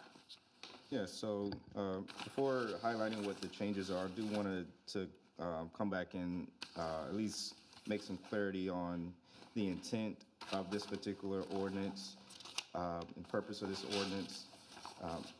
This section 12-76, its intent is to address the critical area that's defined by the state who regulates or implements that line. So any of the waterways are waterfronts that have a state-established critical line. This is what this ordinance would be subject to. There was a lot of discussions regarding pond and pond edges that came out of the first reading discussion. And just to be clear, that this particular ordinance is not the intent to address specifically pond edges and pond maintenance as similar, or at least in the same context of what is prescribed in the activities within the critical line buffer area that's established per this ordinance. And so So when you say that, let me interrupt you for a second, because when you say that, any of our brackish ponds have a critical line. It's governed by BCM, and most of our ponds are governed by BCM. So just to get to that point, there are, the state who makes that determination, there are some ponds on the island which are identified with a critical line. Those, based on how the ordinance is written, would be subject to the language of the activities that are listed because of that determination, the state's jurisdictional critical line area. Subsequent to that first reading meeting, staff, we did meet with the Kiawah Community Association, AirB. We had conversations with the resort as well. And we had a discussion about trying to identify how many of those ponds on the island may be subject or identified by the state having critical line. Through discussion, it was generally kind of said that there are probably 10% of the ponds on the island, but there's no official number on that to date. And so the areas that we know for sure, some of the larger ones, Bass Pond, Canvasback, and some of the more ponds that are located in the far east end towards the preserve, where we know that they're really close to salt water or salt marsh. Some of those are impacted, but we don't have an official number of which ponds would be constituted to answer your question, Mr. Farrell.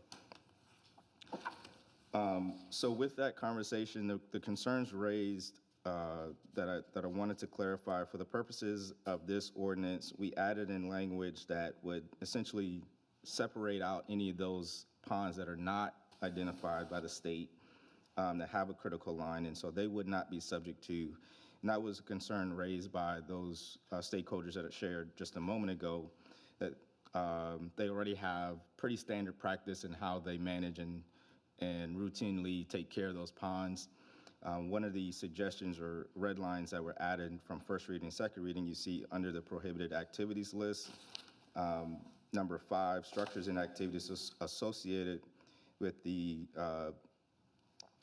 BCM approved permits, such as docks, bridges, ongoing maintenance of such utilities and infrastructure, stormwater management systems or other utilities. That was added to ensure that the community association can continue to maintain and manage their ponds without any interruption by the establishment of the prohibited activities under this. And under section 1 of this same F, prohibited activities, we added that limited removal and pruning, but we also added, in addition to just tree health, pond health, and public safety. So there's a little bit more threshold for allowances to allow routine type of maintenance on pond edges. The one thing that also came out of our discussion regarding this pond edges, as I said, this ordinance really is not intended to address ponds, but because that came up in the discussion, we felt it was important to at least have some dialogue and some recommended steps. So staff is preparing and working alongside Community Association, which I've included in your materials. Matt Hill and their ponds team provided their standard operating procedures and how they care for their ponds. And so we're working to use this language along with practices that were outlined by the U.S. Gulf Association of pond maintenance and health, just to better educate property owners of how to best care for those pond edges, in addition to just, or at least not in addition to, alongside this ordinance that does not necessarily address pond edges. So I don't know if that clarifies the distinction that was raised at first reading regarding the critical line and separation of pond edges. So can I comment? Our question or comment, if you want to comment, then can I entertain a motion for approval of the ordinance on second and final reading? Second. Discussion. So Before you start, I just want to kind of reset a little bit where we are kind of procedurally on this, because I think it'll get a little bit to what some of the issues you raised. There was part of what's before us from the difference from first to second reading is actually a relaxation of particularly rigorous or onus standards. But having said that, first reading included an expansion of the critical area as defined, or the critical line buffer from 10 to 15 feet. So that was an expansion of kind of, and I know you have and continue to have strongly held views and concerns about that, and I certainly want to hear those.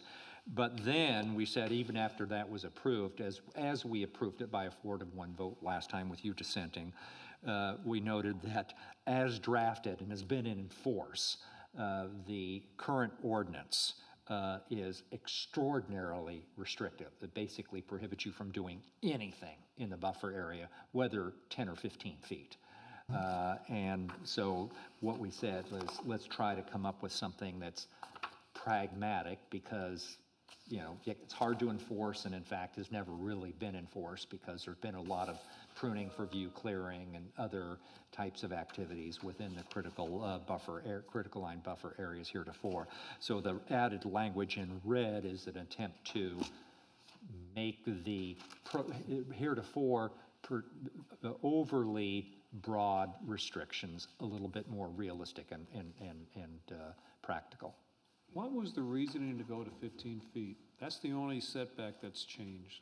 And John can talk about that. Believe that was a recommendation coming out of either Planning and or Environmental Committee, but I believe, correct me if I'm wrong, John, is 15 feet is kind of the standard for most other jurisdictions that were looked at. Yeah, and I just wanted to share that the setback is not changing. We are not adjusting the setback. This is only the buffer area.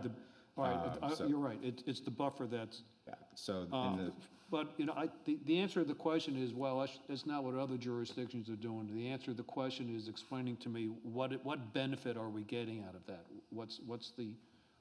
So to that point, the listed recommendations out of most of all of this has stemmed. I'm going to go back to that our marsh management plan, and so in order to follow the recommendations in our marsh management plan, also consistent with those that are listed in our sea level rise flood mitigation report. All of this touches the interface between our highlands and the critical area. The marsh has been identified as our biggest risk for Kiawah through those two elements.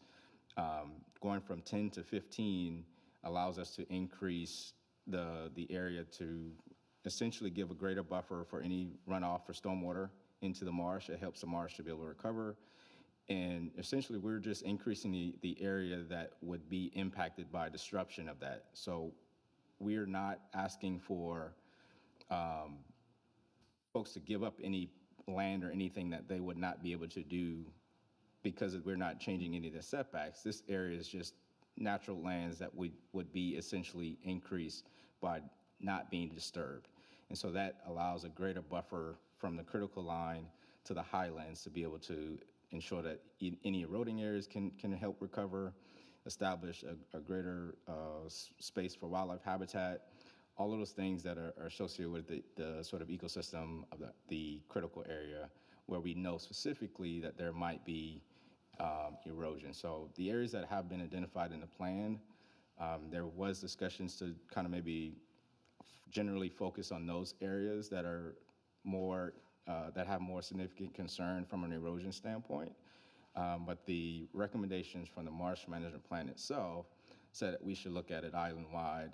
And so particularly on our marsh front, going from 10 to 15 does make it consistent. The number, when we looked at comparable or at least other jurisdictions, we were at 10, everyone else was 15 or greater. So. All right, so I have two responses to what you just said. I listened closely, and I think everything that you referenced, you talked about highlands and you talked about the marshes, everything was related to a saltwater side. What about ponds? I didn't really hear you say anything about ponds. Are they are waterfront as well, but they don't have the highlands that you mentioned? You're saying as far as ponds that may be facing erosion? Well, or- this buffer criteria of 15 feet, does that apply for homes that are on ponds? So no, this only applies to areas which would have a critical line. So if that pond has established critical line, then yes. But if it does not, then it would not be. That's a state making that determination as to where the critical line lies. There are a few ponds on the island. I mean, it's Bass Pond, maybe one, I'm not sure, where there is actually a designation of critical line. The vast majority of the ponds, this is not. Okay, so I This want doesn't to, impact. Mr. Mayor, I have to stop you. I have to stop you there. That is not correct. The vast majority of ponds are brackish and are under OCM guidelines. Is that right? Yes. I thought you said. 10% is really a disingenuous number, especially when you talk about length of shoreline. When you say brackish, that's just brackish water. It doesn't mean that it has an established critical line. So More of the that's a different shoreline criteria. than 10% of the ponds has OCM regulations attached to it. Between the conversations and like I said, it's not unfirm. I spent an hour with Matt Hill and Doug Walter 2 weeks ago, and we went through this. And there, as my notes will say, their recollection is closer to 60% of the shoreline of the ponds is OCM regulated. So we can. You may be counting little ponds in numbers, but in terms of shoreline, it's a much larger number. So that may very well be true, but that would, because like Bass Pond's really large, and it would Yeah. be, and maybe one other like that. Canvasback Pond, and there's a bunch associated with Canvasback Pond. There's a bunch that the resort owns that Kika doesn't control that are all brackish. Yeah, Willett Pond, I don't think yeah, the Kika doesn't own. Yeah, I do. And so, let me talk about this in the context of, so I sent the committee a letter. I'd like to have it put into the record. Petra, I think you have a copy, or have you a copy, Stephanie? I won't read it, but I want to talk about several things. It's first. Without objection, the council member's letter will be included in the public record. Thank you. I think about this in 4 ways. One is, first, from a principle standpoint for me, you never take away an owner's property rights without some monumental cause. Number 2 is whatever we do should have a scientific basis for action, not kind of hearsay or here's what I think. 3 is we shouldn't solve perceived or suggested problems where one doesn't exist. And 4, we should always work to prevent overreach by governmental authority. Those are kind of fundamental principles that I operate by. Sort of makes sense to me. I think this request, and I'm talking specifically about increasing the buffer zone, not the setback, the buffer zone from 10 to 15 feet, hits all of those. Mr. Taylor, you said it doesn't affect the homeowners at all. It does. It restricts their activity in 5 feet of their property where it's otherwise unfettered activity. I don't think I said that, but. You did, when you were talking about the marsh, you did, but okay. It definitely restricts their activity. If you think about the size of the activity, if somebody has a 100-foot shoreline, 5 feet on a half an acre parcel, that's 4.5% of their property. You've just taken away their unfettered use of. So that's pretty sizable, especially given the value of the property here on Kiawah. So I think that's a material thing we're thinking about. In terms of overreach, there's definitely rationale for thinking about this. I don't dispute that at all. The area that I call that the land-to-water transition zones on Kiawah, I have a passion around thinking about those. But there's 4 distinct types. There's ocean to land, there's river to land, there's marsh to land, and there's pond to land. There are different issues involved in all of those. And one broad, hey, let's increase the setback by 5 feet, that affect all 4 of those, that have different problems and different solutions, I don't think is the responsible thing to do. They all have unique characteristics and should be addressed differently. Just briefly, number 3, solving a perceived problem, some of the benefits. Here are the benefits that were listed in the proposal. Prevent shoreline erosion and property damage caused by flooding. We extend the buffer by 5 feet. How is that going to stop a storm surge from the ocean or storm surge from the river? It's not going to prevent erosion or prevent property damage caused by flooding if you don't allow the property owner to do anything in this area. Will it stop king tides? I don't think so. It will provide increased privacy. That's one of the recommendations. Is there a demand for increased privacy on Kiawah where people want to expand buffers and give up their property rights to increase their privacy of their house? I haven't heard it if there is. Save the homeowner money. It talks about they won't have to irrigate or fertilize in that area because the plants will be dormant. I don't irrigate or fertilize dormant plants in the 5 feet that I control now, much less the buffer zone. So I don't think that really saves any money. And then natural buffers involve the removal of invasive species and planting of natural vegetation. You did change this to a certain extent to allow planting of vegetation in there, but it's supposed to be undisturbed land that you're extending from now 10 to 15 feet. So again, I think there's a perceived problem and the rationale for it doesn't make sense to me. Okay, my favorite, the scientific basis. This seems pretty straightforward. The proposal and discussion at the last meeting offered no basis for an increasing buffer other than water quality improvement. Okay, that's what Ms. St. John said. Everyone wants better water quality, no question about that. But what impurities does this buffer improve? Has there been any testing done? Do we know what we're trying to solve for in increasing the buffer? Are we trying to solve for nitrogen, phosphates, turbidity? What are we trying to solve for? And we don't have any evidence. We don't have any evidence that increasing the buffer will do that. And are the same impurities in the river, the ocean, the ponds, the marshes? We're applying one solution to something we don't know what the outcome is and what we're actually trying to accomplish. Okay, I mentioned I met with Doug Walter and Matt Hill with Kekaland and Lakes. We did a deep dive. We discussed water policy. We discussed their testing, their frequency, their range of coverage, their identified problems. We talked about what the state tested in our lagoons. And in summary, there were only 2 problems they struggled with. And let me qualify this. I was talking about the lakes and ponds. 2 problems they struggled with. Turbidity, which is the cloudiness of the water caused by erosion, and water temperature. Water temperature is a problem in the shallow ponds when we get a hard rain in the summertime, and it cools the temperature dramatically. That causes a turbulence in the pond, depletes the oxygen, and that's when you have the fish kills. Is shortly after a hard rain that changes the temperature that ultimately changes the oxygen content. I don't see where we've talked about any of that in this proposal. Turbidity is a problem largely from unmanaged 10-foot buffers today where there's overhanging vegetation, predominantly wax myrtles. And what happens is 3 things. The overhanging wax myrtles prevent sunlight from getting to the pond, they prevent air circulation from that surface area, and they drop debris into the pond. In addition, when they get big, they fall over and pull soil into the pond. All of that's a turbidity oxygen issue for the ponds. I talked about the water depth. And lastly, I forgot this, I probably should have known this. The lake system was intentionally built to manage stormwater runoff. It captures it, so the impurities, the turbidity, all that stuff can settle down, and when the tide rises, and to the extent that they're connected to the rivers or the marshes or the rivers and marshes, it flows out, and it's sort of filtered itself and improved the water quality. Chemicals will settle to the bottom, and all of the good water flows out after a few days after the storm. So,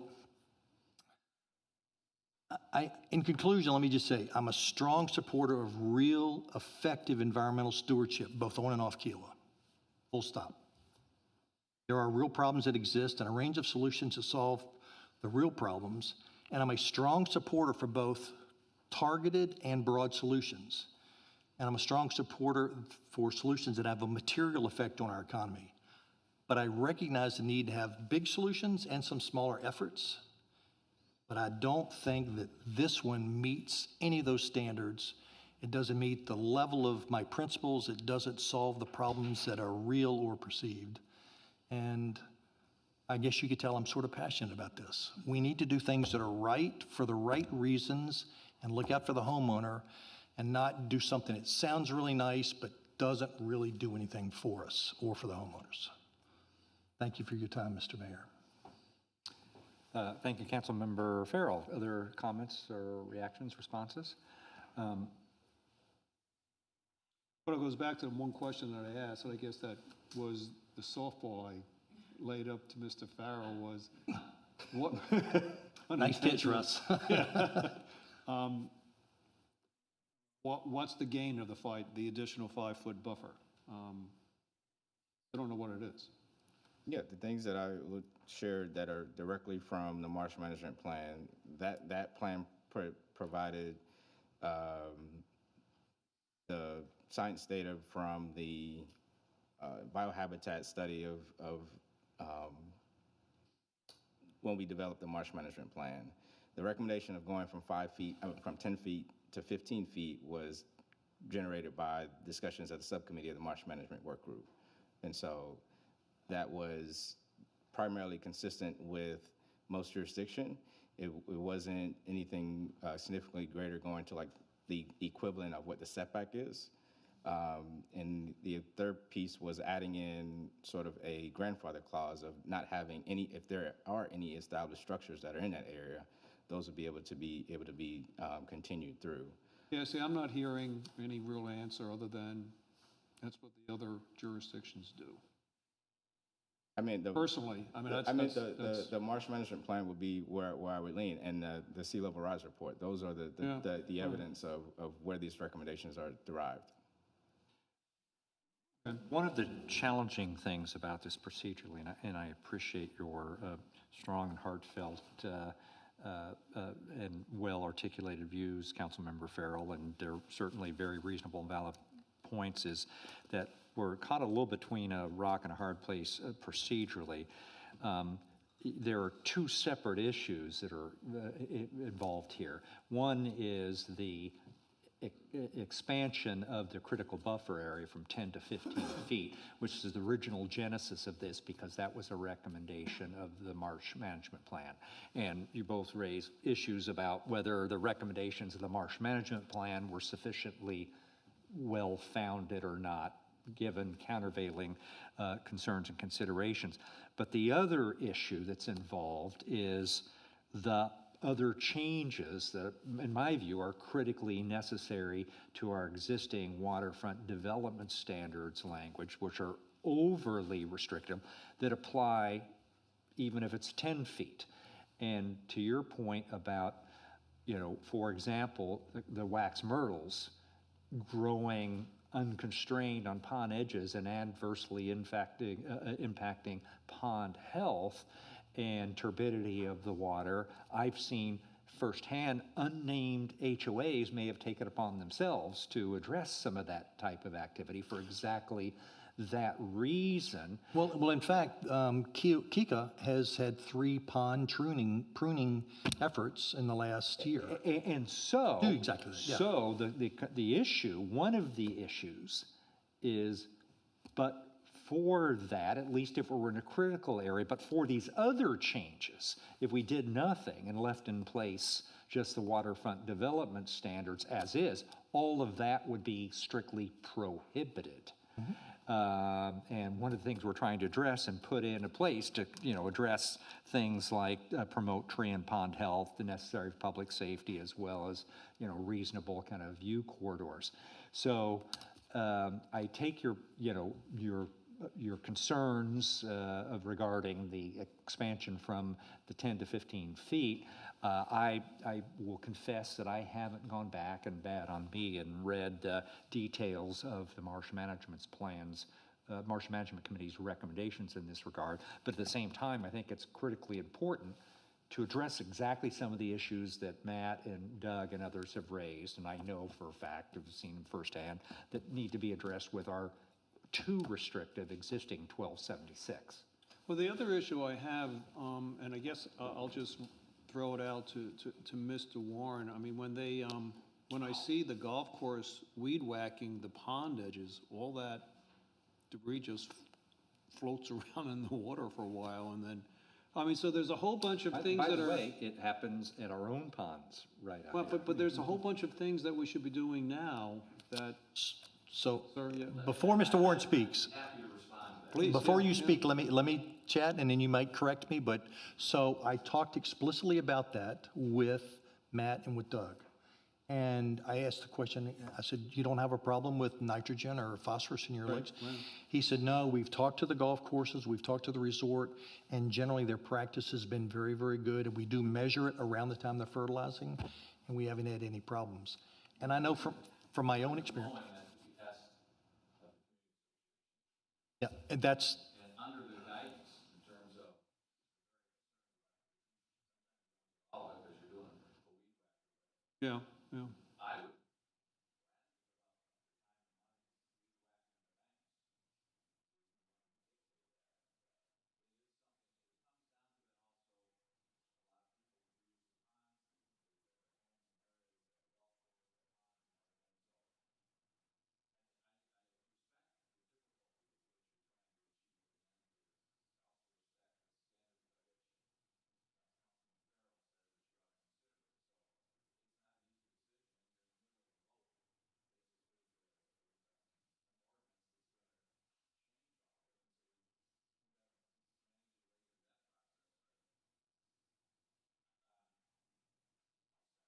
No, I didn't mean to pick on you, but saying there's existing things.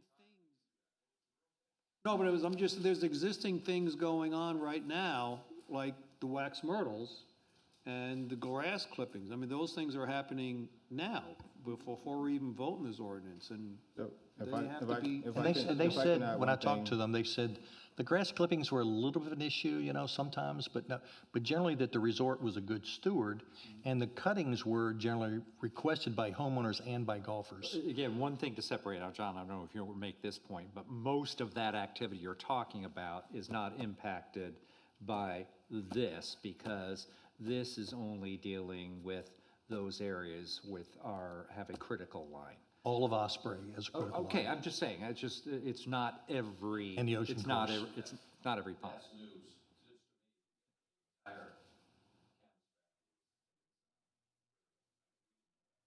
Yeah, I may have overstated when I said all of Osprey. There might be some small ponds right by Governor's, but basically all of Osprey is, yeah, Well, it's all none of the ponds interior to Osprey are.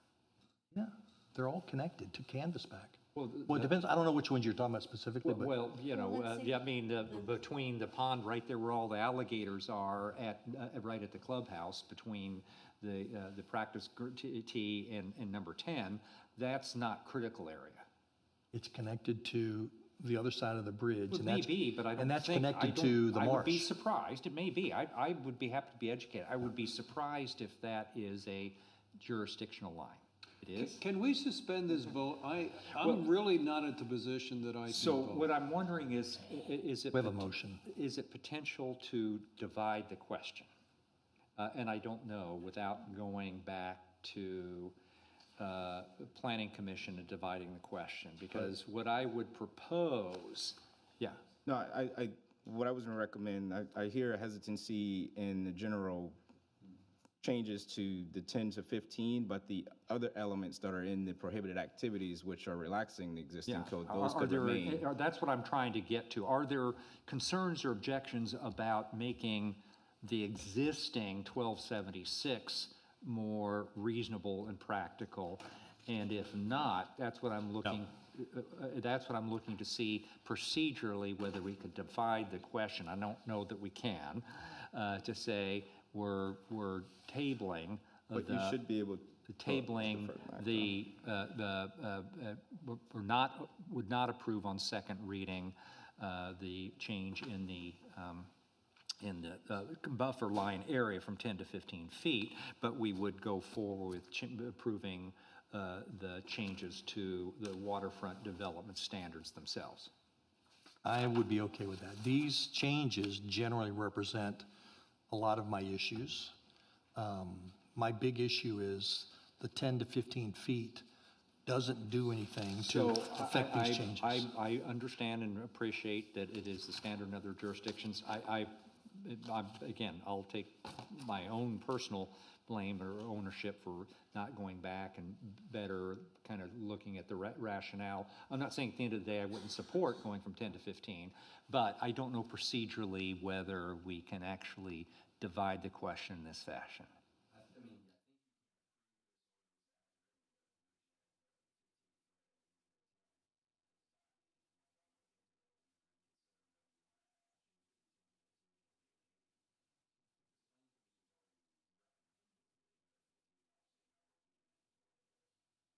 Okay, and so then that doesn't have to go back to Planning Commission, and then we could approve the rest of it. So, All right, so just a note, so somebody would have to go through and double check where this 15-foot reference is, because it's not simply table 2M, because I see it referenced also on H6,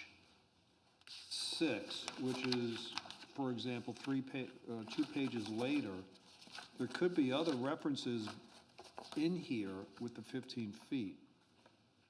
Those are the only We have two to be careful. references. Number 6 just changes what would be required based on the reductions administratively. So it's just marrying what was in table 2M. So those are the only 2 locations. That's the same exhibit Yeah, A. Exhibit A is the one I'm looking at. It has H6, references the 15-foot vegetated buffer. So it's the same preference of rejecting the 15 that's listed in table 2M. That would be the same equivalent that's in H6. So you would just not accept that in H6. Yes, yeah, that's my whole point, though. We have to make sure we're picking up all of the changes. well, we could simply, I mean, the motion would be to not make any modifications to current law with regard to the critical line buffer area, but to approve the changes listed in the prohibited activities section. If I would make that motion. is there a second? Second. Further discussion? All in favor? Of the motion to edit. Motion Motion to amend. Motion, To amend. that but we're still, It would be a motion to amend the ordinance before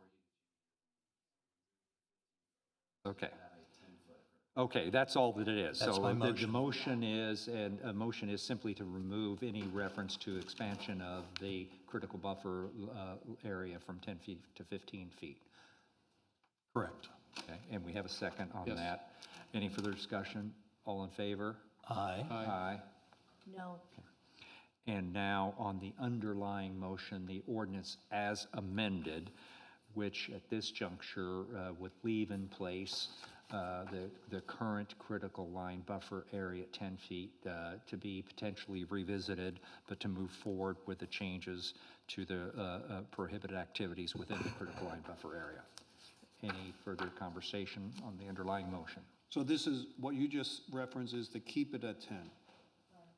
We've already approved that amendment to this ordinance. We just did. Okay. And so this would simply be to pass now the ordinance on second and final reading, which would at this juncture be all the other changes, but for the change in the adjustment to the critical line buffer area. Thank you for that clarification. That's what I thought it was, but I wanted to be sure. Any further discussion? I think that Mr. Farrell has made some very good points, and I think probably many of us share some of them. I do think that with respect to solving a perceived problem that doesn't exist, or the fact that there's your evidence, I think even if we just go back to the plan that was presented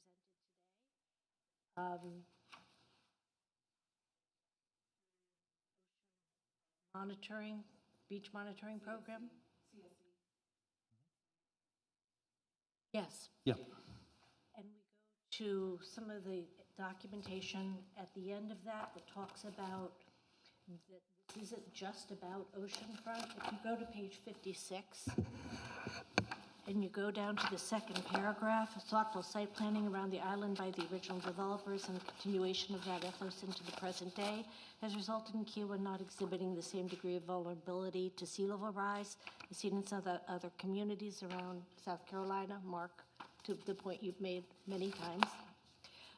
As a result, sea level rise of 1 to 2 feet is not likely to threaten many properties along the central and western portions of the island. Low-lying properties on peninsulas extending into the marsh along the island's eastern end may experience more significant flooding. At least 1 foot of sea level rise is all but guaranteed by 2050.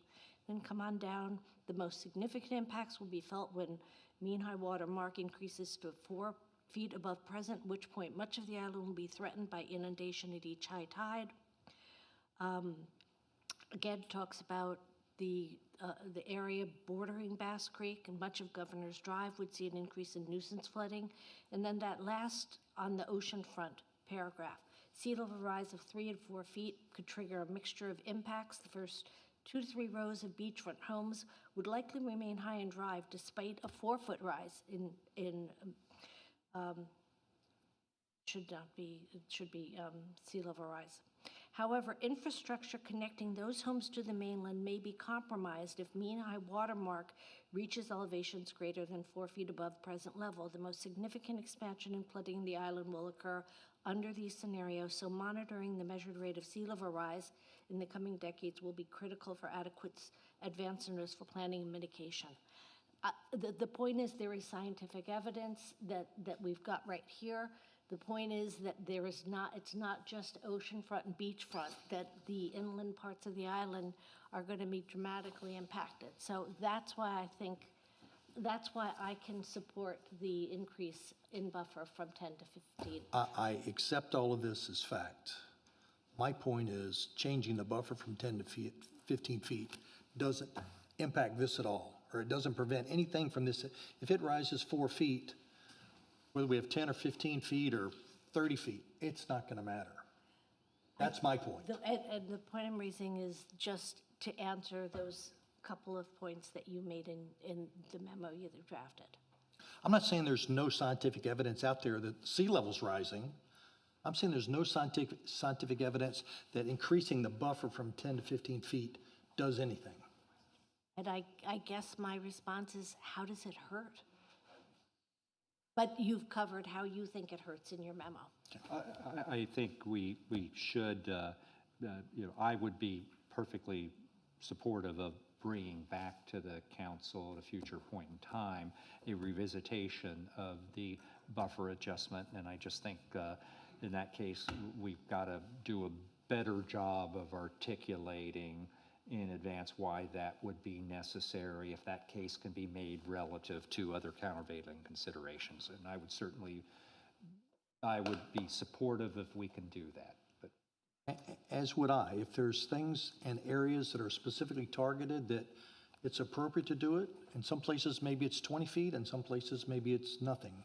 But I don't think to me, this doesn't do what I would want it to do. Yeah, we're not there yet. We are now on a vote on the underlying motion, so as amended, to approve the ordinance that was before us, but at this juncture deleting any reference to the expansion of the critical line buffer area, but including the other All right, changes. so it was an aye vote saying 10 feet or? No, an aye vote is We've already done approving that. the ordinance without that. Ordinance without that? Yes. It's all the other changes in red. All in favor? Aye. Aye. Wait for Madeline. Oh. And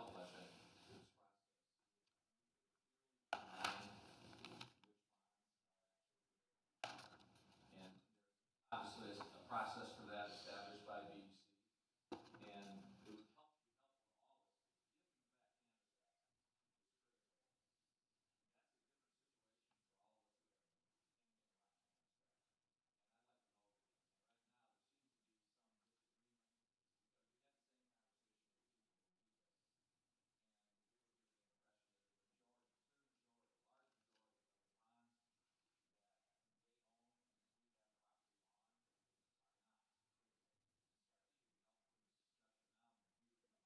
I think it behooves all of us to have a better understanding of that, absolutely. But one thing now, as a result of this vote, we haven't completed the vote because there's still a holding there, is that even if it is on the critical area, there are certain activities that are now permitted that weren't before.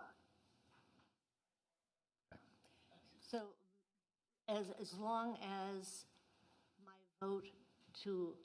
my I vote does not going back and revisiting these. Absolutely not. And you have my question. assurance that if in the next couple of months or 3 months we want to come back and put it on the agenda again and can make a better case, we can. But you've already noted your objection to removing it. Right. So now, Okay. at this point in time, you're deciding whether to approve these other changes. I'm okay with the rest of it, so I will vote yes. All right. So the amended ordinance is approved. So I have an off-the-record question for Mr. Warren. I'm just curious. I don't think there is such a thing, but. So I'm worried about pond level rise. Do you guys ever dredge the ponds of all the golf balls? What do you do? Do you guys?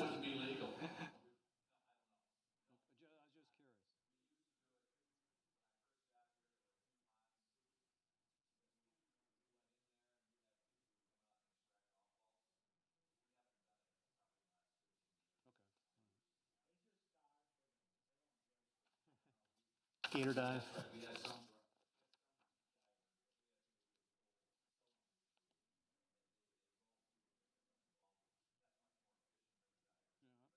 I just was curious. Okay.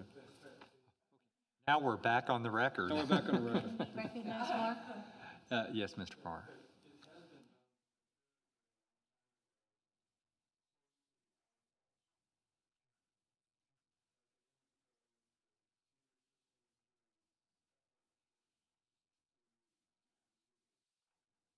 I lose a lot of golf balls, so I'm going to dive in one of these days. I'm going to get a wetsuit and start. Sorry for the digression. I didn't mean to waste time.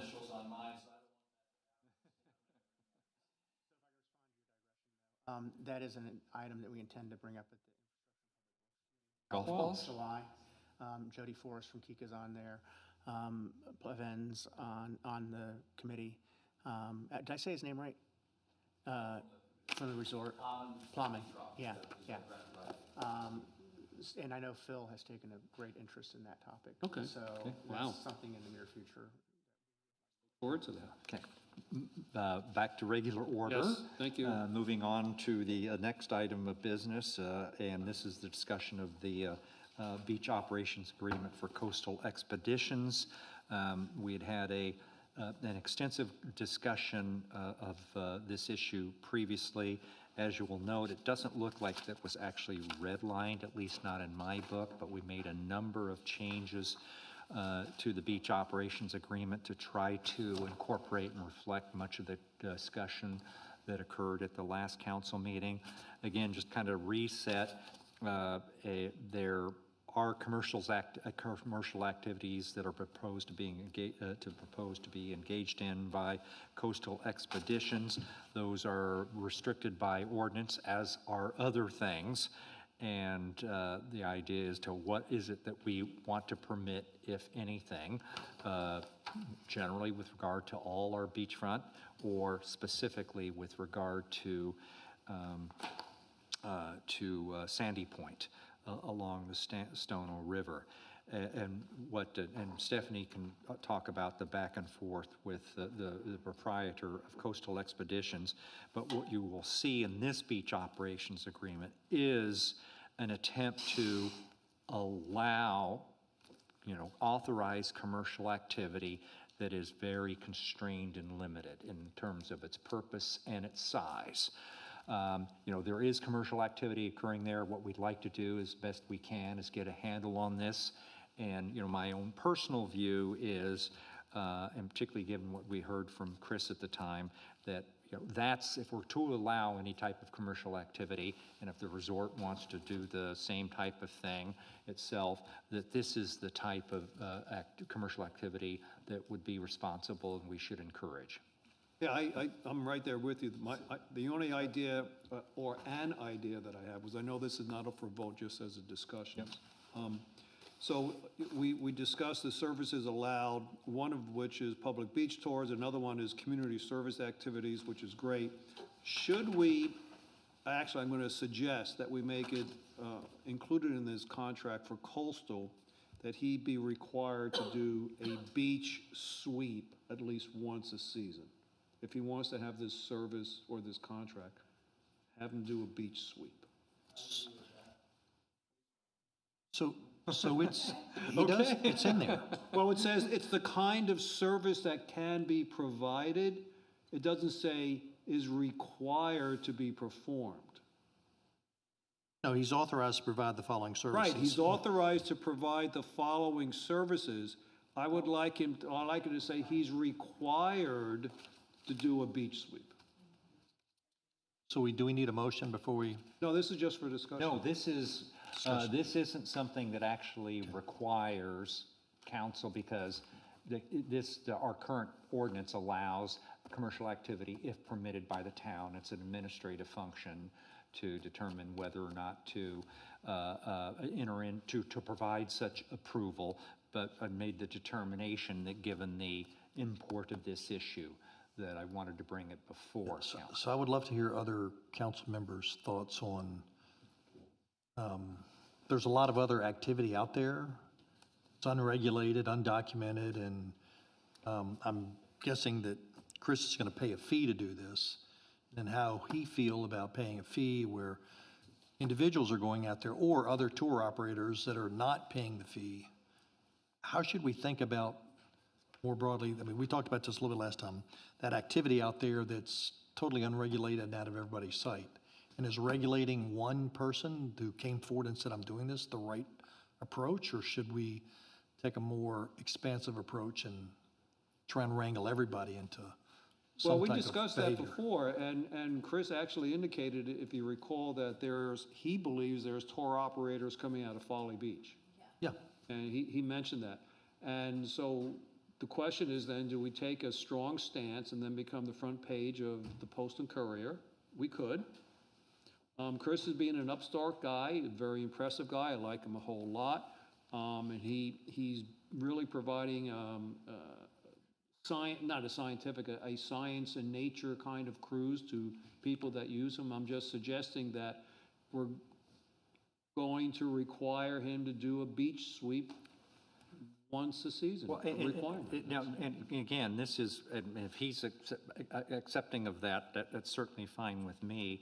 This is a beach operations agreement with this particular operator to allow commercials activities to be permitted. And so it's not really, we're not regulating him as such. I would hope that he might look at this as now a marketing opportunity. The only licensed commercial operator on Kiawah Island. And can talk about all the public benefits that are associated with this particular commercial activity. And he gets to advertise out of the Dunlop. It would still be the case that anybody else that is engaging in commercial activities would be doing so in violation of our ordinance. And then it's a separate question as to enforcement of that. But this steps down on the path of saying, here's what we are willing to specifically permit. Okay. And we have had some conversations with, is it actually CCSO, about the Marine unit of doing some additional, at least visibility, monitoring. We do have a budget placeholder for a town boat that could go over there, and we could do enforcement if we wanted to do so. But this is to trying to address the Wild West a little bit. One of the things we'll get to the change to the beach management ordinance. There are some changes in there that have implications for this. Right now, our ordinance prohibits any beaching of vehicles. In the beach ordinance, Jim, I believe this is correct, that we specifically allow for that only on Sandy Point. Because it's happening already. You know, what are the kind of do we want to simply continue to prohibit it, or do we want to specifically permit that in a limited area but nowhere else along any of our beachfront? So again, you look at this in the totality. I would be personally comfortable with, you know, this type of commercial activity occurring anywhere on Kiawah Island. And could other companies Yes, this is request non-exclusive. the same This is agreement? non-exclusive. If they're, and basically, this is what the town has signaled, that it's willing to permit. So if others want to come along with an operation agreement that is, I will do this if I can get clarification. no. So even the Not on the only areas where there is now, and right now, there is a general prohibition anywhere on a beach around Kiawah Island. In the draft revised, no, right now it's prohibited everywhere. We're gonna- In that's what we're the gonna vote revised in. beach management ordinance, we are proposing to accept that Sandy Point from that particular restriction. So it would continue, no beaching along anywhere the 8 miles, you know, along the Atlantic where people are swimming and recreating. Is it, I might be getting two things confused. Is it required to provide environmental education to beach, or is that just this contract with Chris? No, it's not a requirement, it just says the operator is authorized to provide this service. It doesn't say he's required to provide this service. So as part of one of the requirements that we heard from you all is that we put, as a condition to this beach operation agreement on Sandy Point, it states that they must include environmental education component. So in order to be able to get a license, or in order to be able to get approval for a beach operation agreement, Where are you you have to reading have. that? It's on one of The fourth whereases. whereas. Look at the fourth whereas, the second half of that paragraph. It states there, and throughout, and then also C, but for the fourth whereas, we have tied it to, it has to have an environmental education component. I'm still not, what page are you on? On the first page, you have the fourth Oh, that- whereas, Yes. and you will see where it says Sandy Point must include environmental education components, so it says must. So we have made that a requirement. And that commercial activity at Sandy Point They're must include. authorized to Correct. provide any of these activities. They're not authorized to provide any other activities. They're only authorized to provide these activities. And Roger, to your question, the section 16904 on launching and operating and retrieving of vessels restricted. No person shall launch, retrieve, excluding blah, blah, blah. And then the last point is the above provision shall not apply to the portion of the beach along the Stono River from the northern tip of Little Bear Island extending Just Sandy 2,300 yards to That the is a south. change that is being new. considered in the revised Beach Management Act. We haven't been presented with that. No, it won't last long.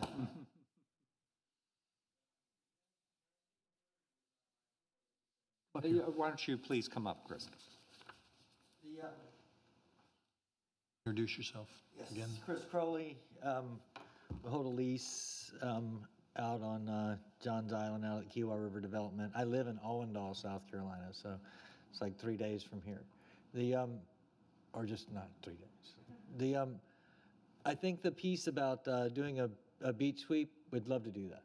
We do. You don't. I mean, you can put it in if you'd like, but you could also take my word to know that we will do that. I think it's a good idea. It's right in line, right in the middle of our lane as far as what we do and how we want to treat the places we visit. So thank you for mentioning that. Well, thank you for offering that. Yeah, I'm happy to do it. Happy to. We'll do more than one. The other piece about the environmental education piece, I believe that was delivered. Ms. Tillerson's done such a great job, and Mayor Belt has I've been working with Ms. Tillerson, and thank you, but that piece about the environmental education and the must on the fourth whereas or whatnot, I think that that's aimed at, we're not planning on doing booze cruises, nor do we support those that do, way out of our lane, not something you can expect from us, not on the Super Bowl, not on the 4th of July, not on Memorial Day, not when he gets married, not when she gets married. We just turn that business down. So I think that's what that must educate is speaking to, among other things, among this. That would not be authorized. What would be authorized is only those things that Right, are right. specified herein, and that reflects kind of what the town would be willing to permit. Exactly. We haven't been presented with a permit for anything else, but I can assure anybody else coming in for a permit that it would need to be pretty consistent with. Right, and that's what to answer the original comment, the idea that yes, there are other operators out there operating for hire. Let me do this with me, and we'll have a precedent, and we'll have a high quality precedent with a high culture, and then you'll have something to go off of, so that when Joe Blow from wherever shows up with mullet heads in his bilge and handles the liquor on board, you've got something to refer back to, something that's real, that's agreed upon, that's well thought out and well crafted. Let me be a precedent. I don't really think of it so much as a marketing thing as I think of it as a pride in relationship building culture. And I'm proud to be in a relationship with the town of Kiawah. I have a lot of admiration. I mean, the people of Kiawah should be proud that you guys sit up here for hours and think hard about what's right for them. I've been here for 2.5 hours waiting my turn. So if you could just if we could sign this tomorrow, that'd be great. Some of us brought sleeping bags. All right. I think that the partnership with you guys would be ideal. Thank you. I'm 100% supportive. I second that. Thank you very much. All right. So So what else do you need to discuss? don't need to discuss anything here. I'm just, my reaction is I'm reluctant to impose a litter sweep requirement. I appreciate that would be part of what he would propose to do as part of his business, but I'm reluctant to require that on him or anybody else. Literacy? No, the Litter sweeps sweep. and The litter litter. sweeps. But having said that, what I don't see, even though I think it's required elsewhere in the beach ordinance, the removal of any trash. I would say that would be a requirement, is to remove, anything brought onto the Anything beach. it brings on, Yeah. So I'll add that, but I would prefer not to, and take Chris's representation, actually require a beach sweep. that's why they pay you the big bucks. Any other discussion or input? This is something that the town would plan to adopt or implement here in fairly short order with a couple of minor tweaks. Right. Thank you all for your input on that. The next agenda item is a new business, and this is our fiscal 2025, thank you, Chris, 2025, 2026 budget for the town of Kiawah Island. Mr. Chairman, this was a recommendation of the Ways and Means Committee. Would you like to tee this up? I will, and I'll ask Dorada to come up too, please. So we've been working, I'm going to say back to early January on our budget for this coming year. I'm going to make some high-level comments and then let Dorada take any questions or any specifics. But first and foremost, the town is incredibly healthy in terms of our finances. We have been for years, and we've gotten even more healthy this past year, and we expect to get more healthy next year. Number two, That doesn't mean we don't have our eye on the ball very critically with both our expenditures and our sources of revenue and trying to maximize revenue and minimize expenditures. The fact that we have reserves, that's great, but we need to make sure we're fiscally prudent and not building in ongoing costs that cause us to have ongoing costs for no reason. 3, we have a couple different ways we think about the budget. So one, there's operations, and one, then there's capital expenditures. And we don't think about those necessarily separately. So our budget sort of combines and pays some of our capital and operating expenses together out of all of our revenues. That's the way we've done it historically. We have started down a path where we're trying to separate that into kind of maybe 2 different ways to think about it. One is distinct capital projects and distinct operations, and having them separate so we can tightly manage the administrative part of this. And then the capital you can think of as discretionary, long-term planning, and maybe some of it's financed. And then the third way to think about the budget is, what do we have from the town's operational revenue, and what do we have from accommodation taxes? And accommodation taxes have some requirements of how they're spent, and some of those requirements feed back into administrative and operations, and we do account for that today, but there's a way we can think about that maybe even more discreetly. So this is our revenue, and this is our operations, and these are accommodation taxes, and how is that spent, and is it distinct and separate, both for capital and operations?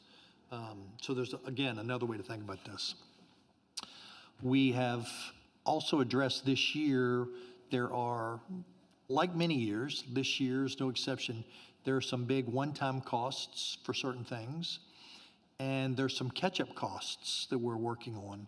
So things, as we've talked about a couple of times, where, you know, we're growing into a big town, if you will. We've done things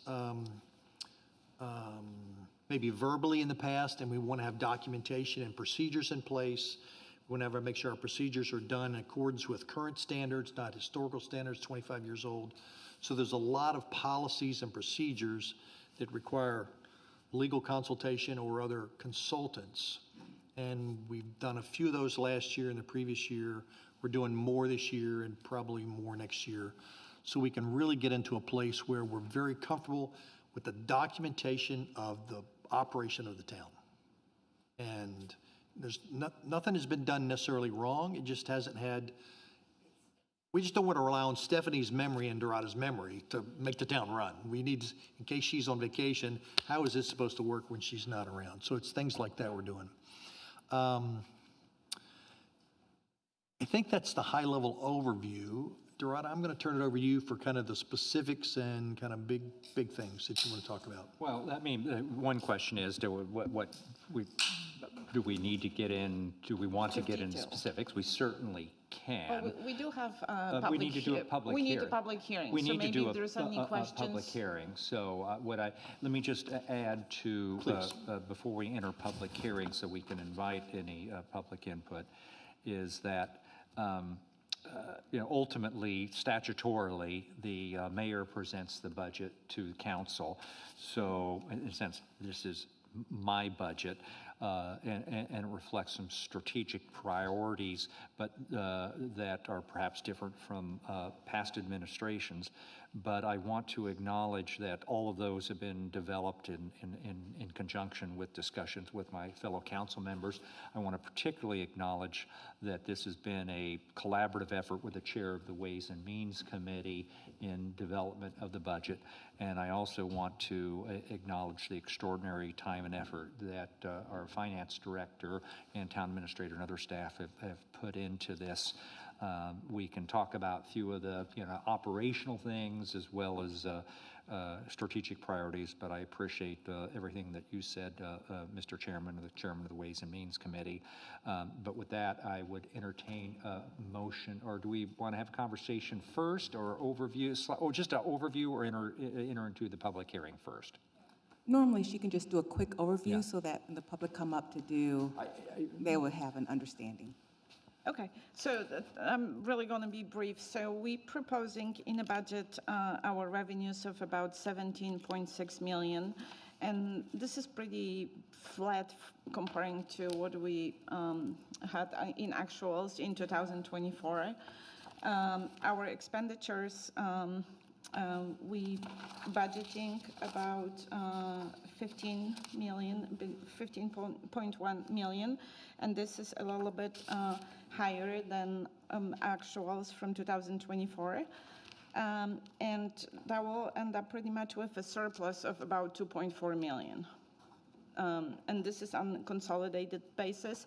All funds are balanced with the excess of revenues, and except for the state accommodation tax, where we have about $700,000 that we need to spend and carry over from this year to next year that needs to be spent. We continue with all the services that we providing. There is some initiatives, environmental initiatives, cultural initiatives, and some money put in for capital projects to start the wing, the Arts Council or the Arts Wing. So there is some money for soft costs for that, and we have a couple of bigger capital projects on not Beach Walker, but Kiawah Parkway, some landscaping enhancements at the town hall. Beach renourishment. Permitting for beach. That's paid this year, yeah. Mm-hmm. And that's pretty much it for the big projects that we have in the budget. So may I make a motion to go into public hearing? You certainly may. I make that motion. Is there a second? Second. Any discussion? All in favor? Aye. Aye. Now we are in public hearing and would entertain any public comments regarding the first reading of the budget.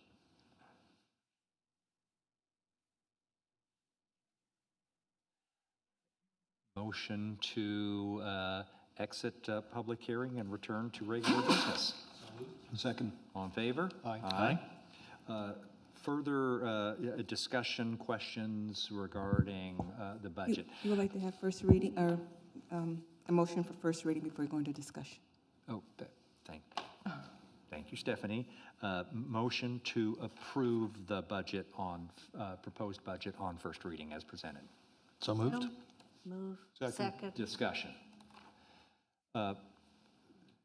Certainly entertain any questions. I want to note that particularly Councilmember Berner, but not only Councilmember Berner's, admonished us to continue to keep our eye on the ball. Well, I would not have used the word admonish.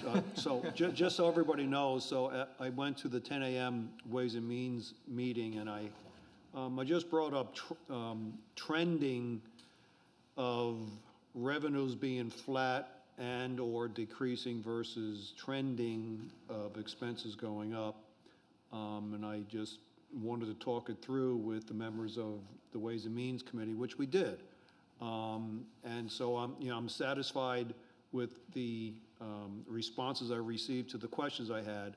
We don't need to go into it again, but I just really wanted the public to know that I'm satisfied that everybody in the Ways and Means Committee does have, using Mr. Farrell's wording, their eye on the ball, as well as the outsider me. We all have our eyes on the ball, looking out for the community's best interests. So I will be voting to accept this budget.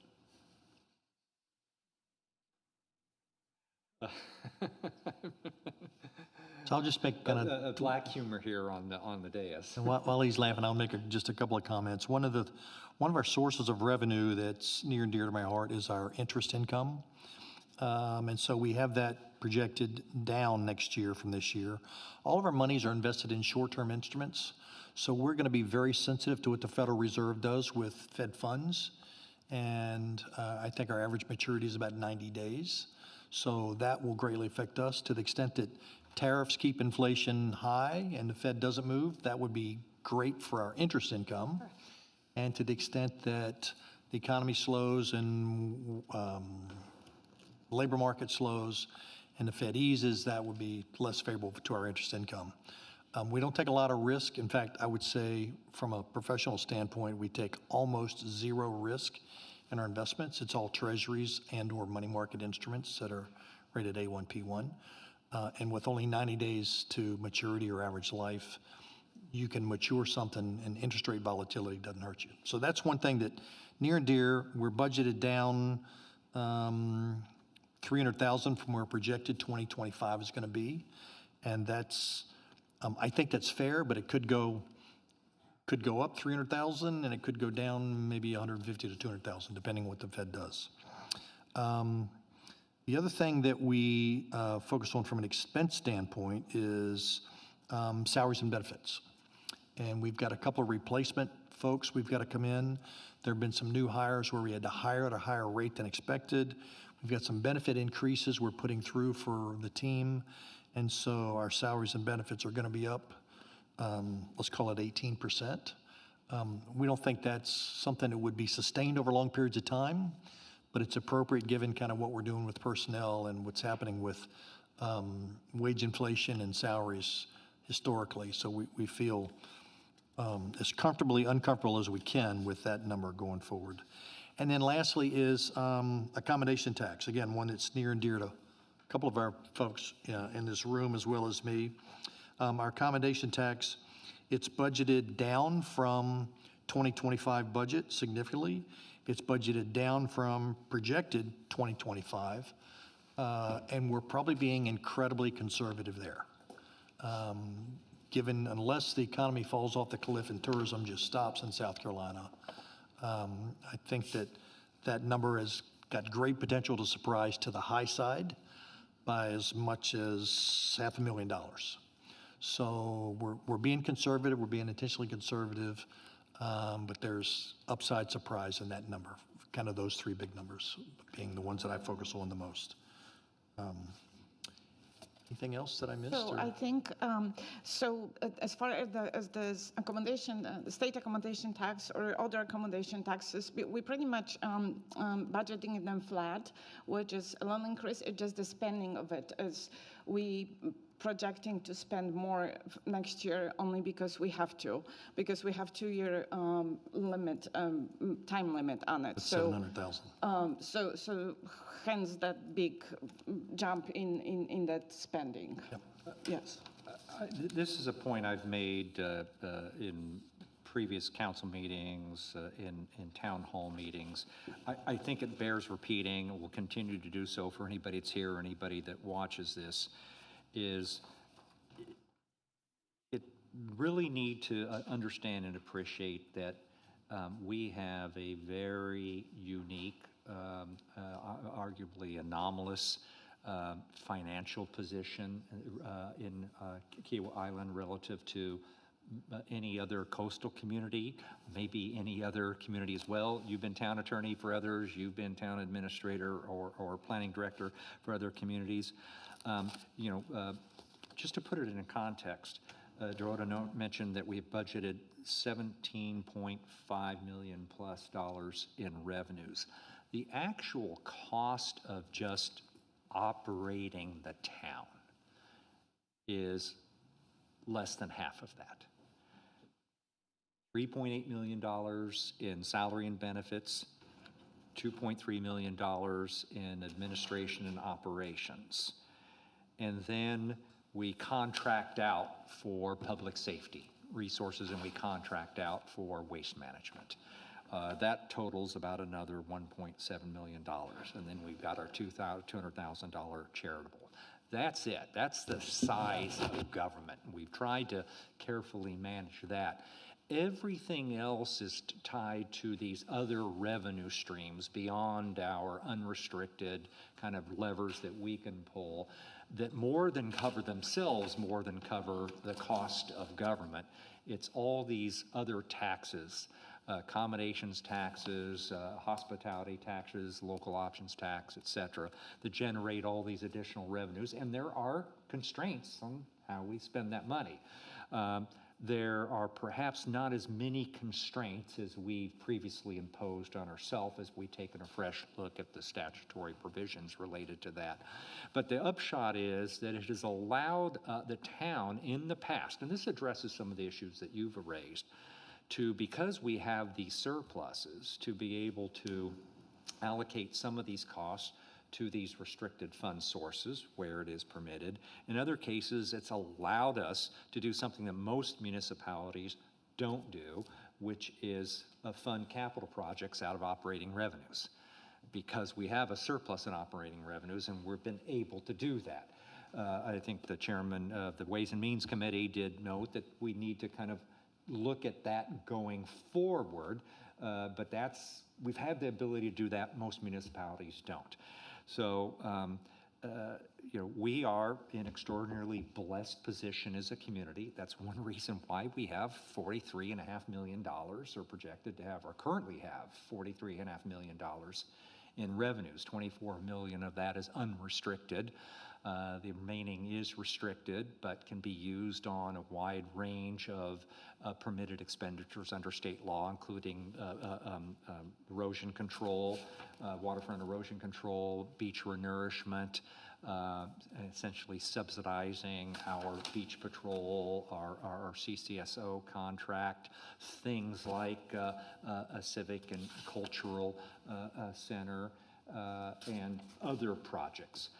So this budget begins to look a little bit more broadly and expansively at some of these other strategic investments that can benefit our community writ large, but do so in a way that is still maintains our very, very strong financial position. And maybe one other thing, I think about the downside. So if we did run into problems, there are a couple of levers we could pull pretty quickly, and I want to talk about those in terms of what we don't do that other folks do. So on Kiawah Island, garbage collection, unless you're renting your house, garbage collection is effectively free. And if something ever happened where we were stressed, that's about $1 million plus that we are subsidizing for garbage collection for residents. We don't have a income tax in the town. We don't have a property tax in the town. Some of our, I think it's beverage or accommodation, are both lower than the state allowed. Hospitality, it can go up. Yeah, they can go up. They're lower than the state allows, so we got that lever to pull. Tax can go up? So if we, Local accommodation and hospitality. Okay.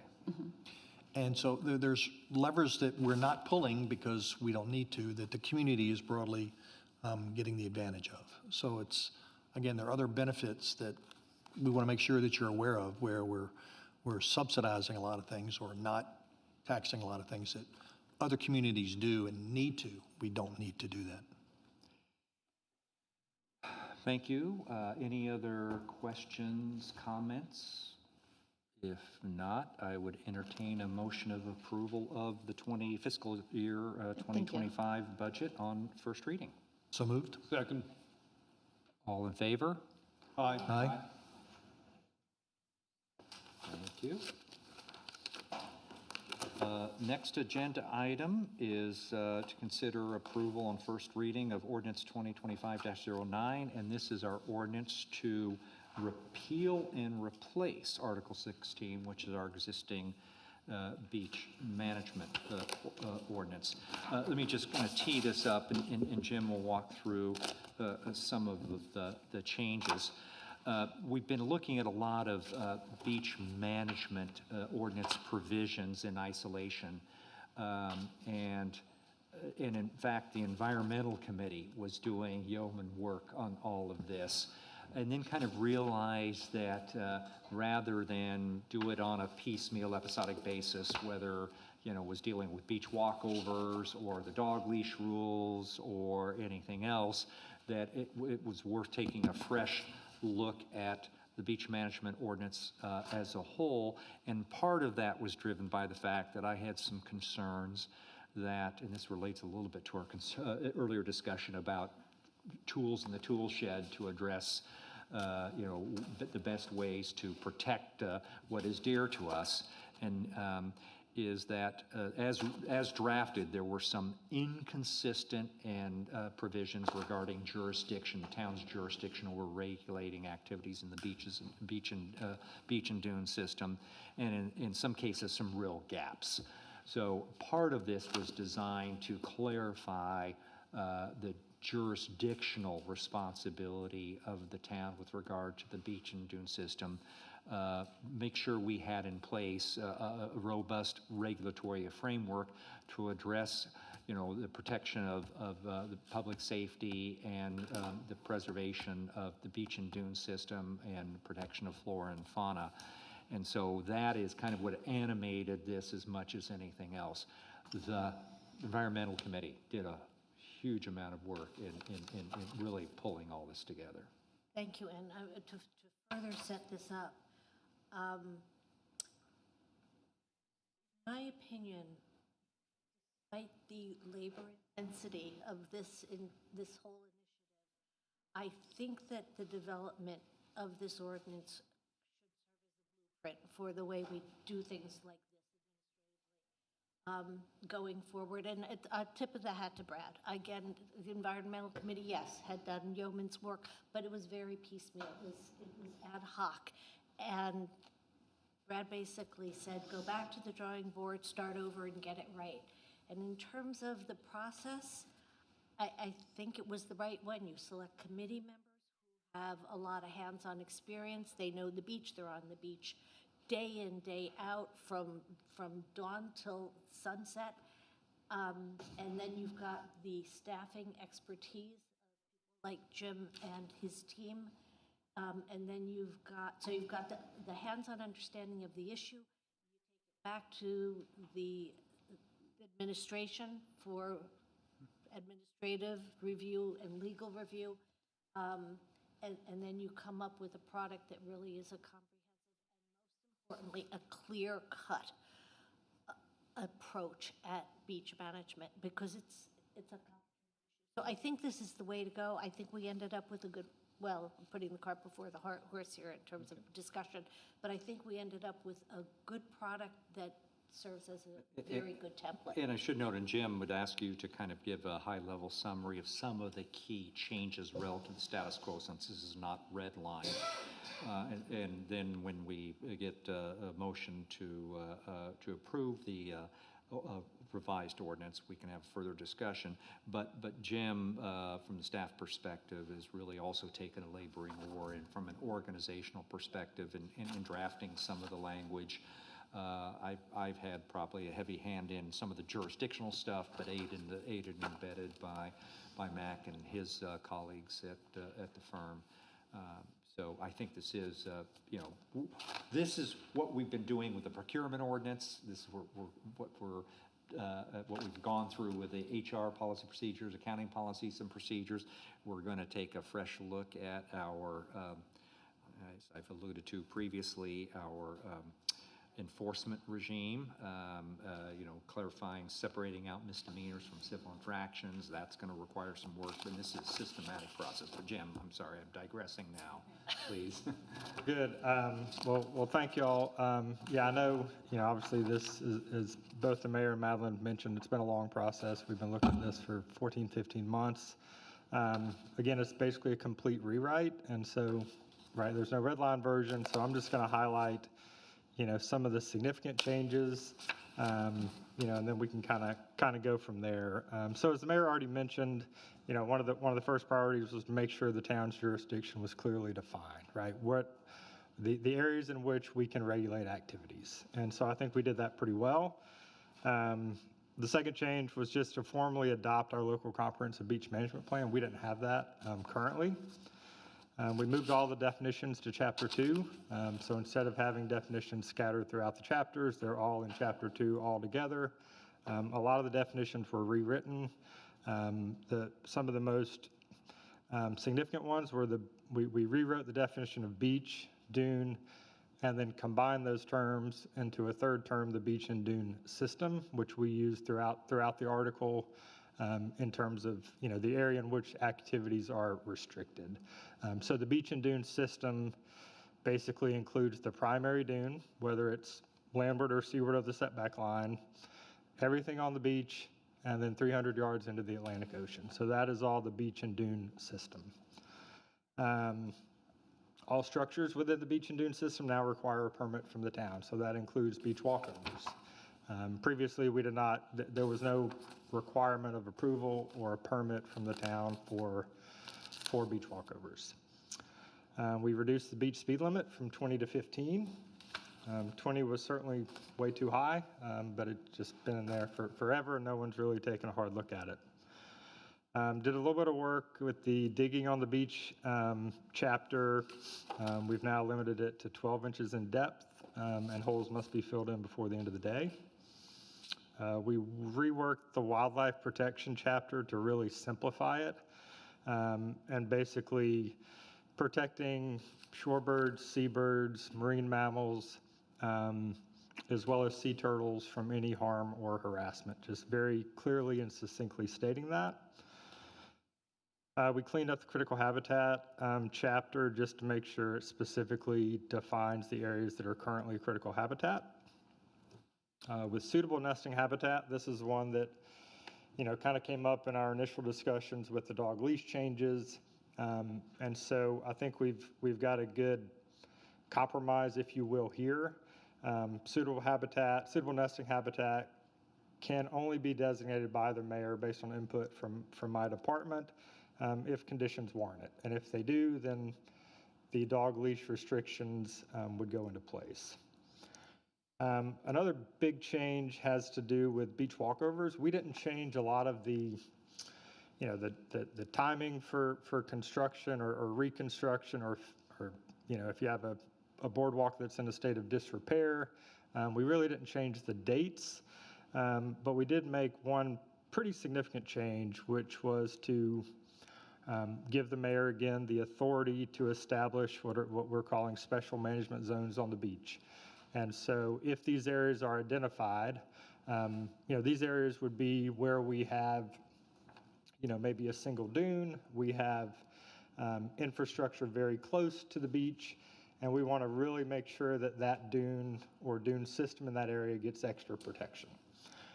So one significant threat to dunes in those areas is, foot traffic that goes through a dune creating a trough, or beach walkovers that go through a dune creating a trough.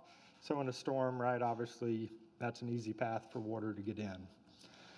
So if a special management zone is established by the mayor, two restrictions will go into place.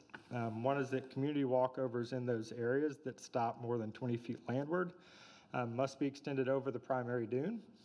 And the primary dune height in that area would be basically the average dune, 30 feet on either side of the trough.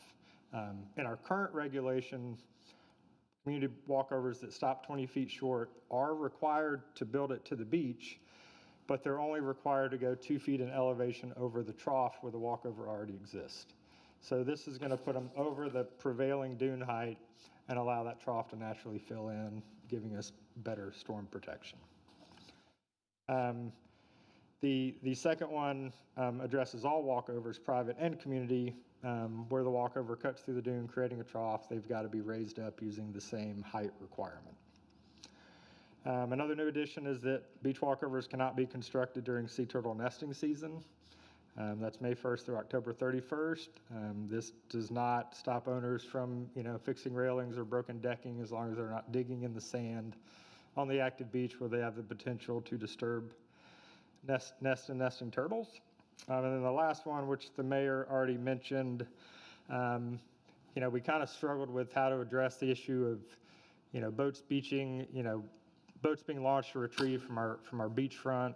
As the mayor said earlier, in our current regulation, it's not allowed anywhere, but we all know that it's happening 200-300 times a day during the summer along the Stono Inlet portion of our beach. And so what we did is basically just allowed watercraft to be launched and retrieved from the section of beach along the Stono River, from Sandy Point basically all the way to where we have an ocean-facing beach. So the river-facing beach, now you can legally launch and retrieve watercraft. Those are the biggest ones. Obviously, again, a lot of it was just cleaning up, getting rid of a lot of outdated, contradictory language, and trying to get good definitions and then use those definitions throughout, every time we reference the beach or the dune system, just having it very simple and concise. So hopefully we've done that, and happy to answer any questions if I can. Well, I have 6 questions, but I think we need to go to a motion. If there are first. simply questions, you can be posed, but we can go ahead into discussion if you'd prefer. I think we should do Okay. discussion first. I would entertain a motion for approval of ordinance 2025-09 on first reading. So moved. Second. Okay. Discussion. Yes, sir. Or Thanks. questions. So first off, before I get into any of the questions, Jim, I love what you've done. So I wanted to personally applaud your efforts. I really like what you've done. Very much. It was a team effort. A lot of people involved. So Very, thank you. very much. The first one, though, is there's a conflict in here that we need to figure out how to fix. Number one has to do with, you say in May, this is in section 16-804. In May, after storm event, you're going to investigate the status of the walkovers. And then it says you have 30 days to submit a plan if there's a violation, and then all the repairs have to be completed within 90 days, right? So the 30 plus the 90 is 4 months. 4 months after the inspection in May brings you to the October time period. So this is requiring the repairs to be made during the turtle exclusionary time period, which is a conflict. So we can't do both. We do address that in 16807, I think, yes. Yep, construction timing. Where it says. Yeah, so that's the whole point. Construction time, you can't do any Right, work but- between but the- May and but October. the last sentence says, "The time frame requirement set forth in this section shall not accrue during this time period." So your clock doesn't start if it's during turtle season. So if you have 90 days and there's, you're in a state of disrepair in June, then your 90 days don't start until November 1st. And you get 90 days from that time. Oh, I see.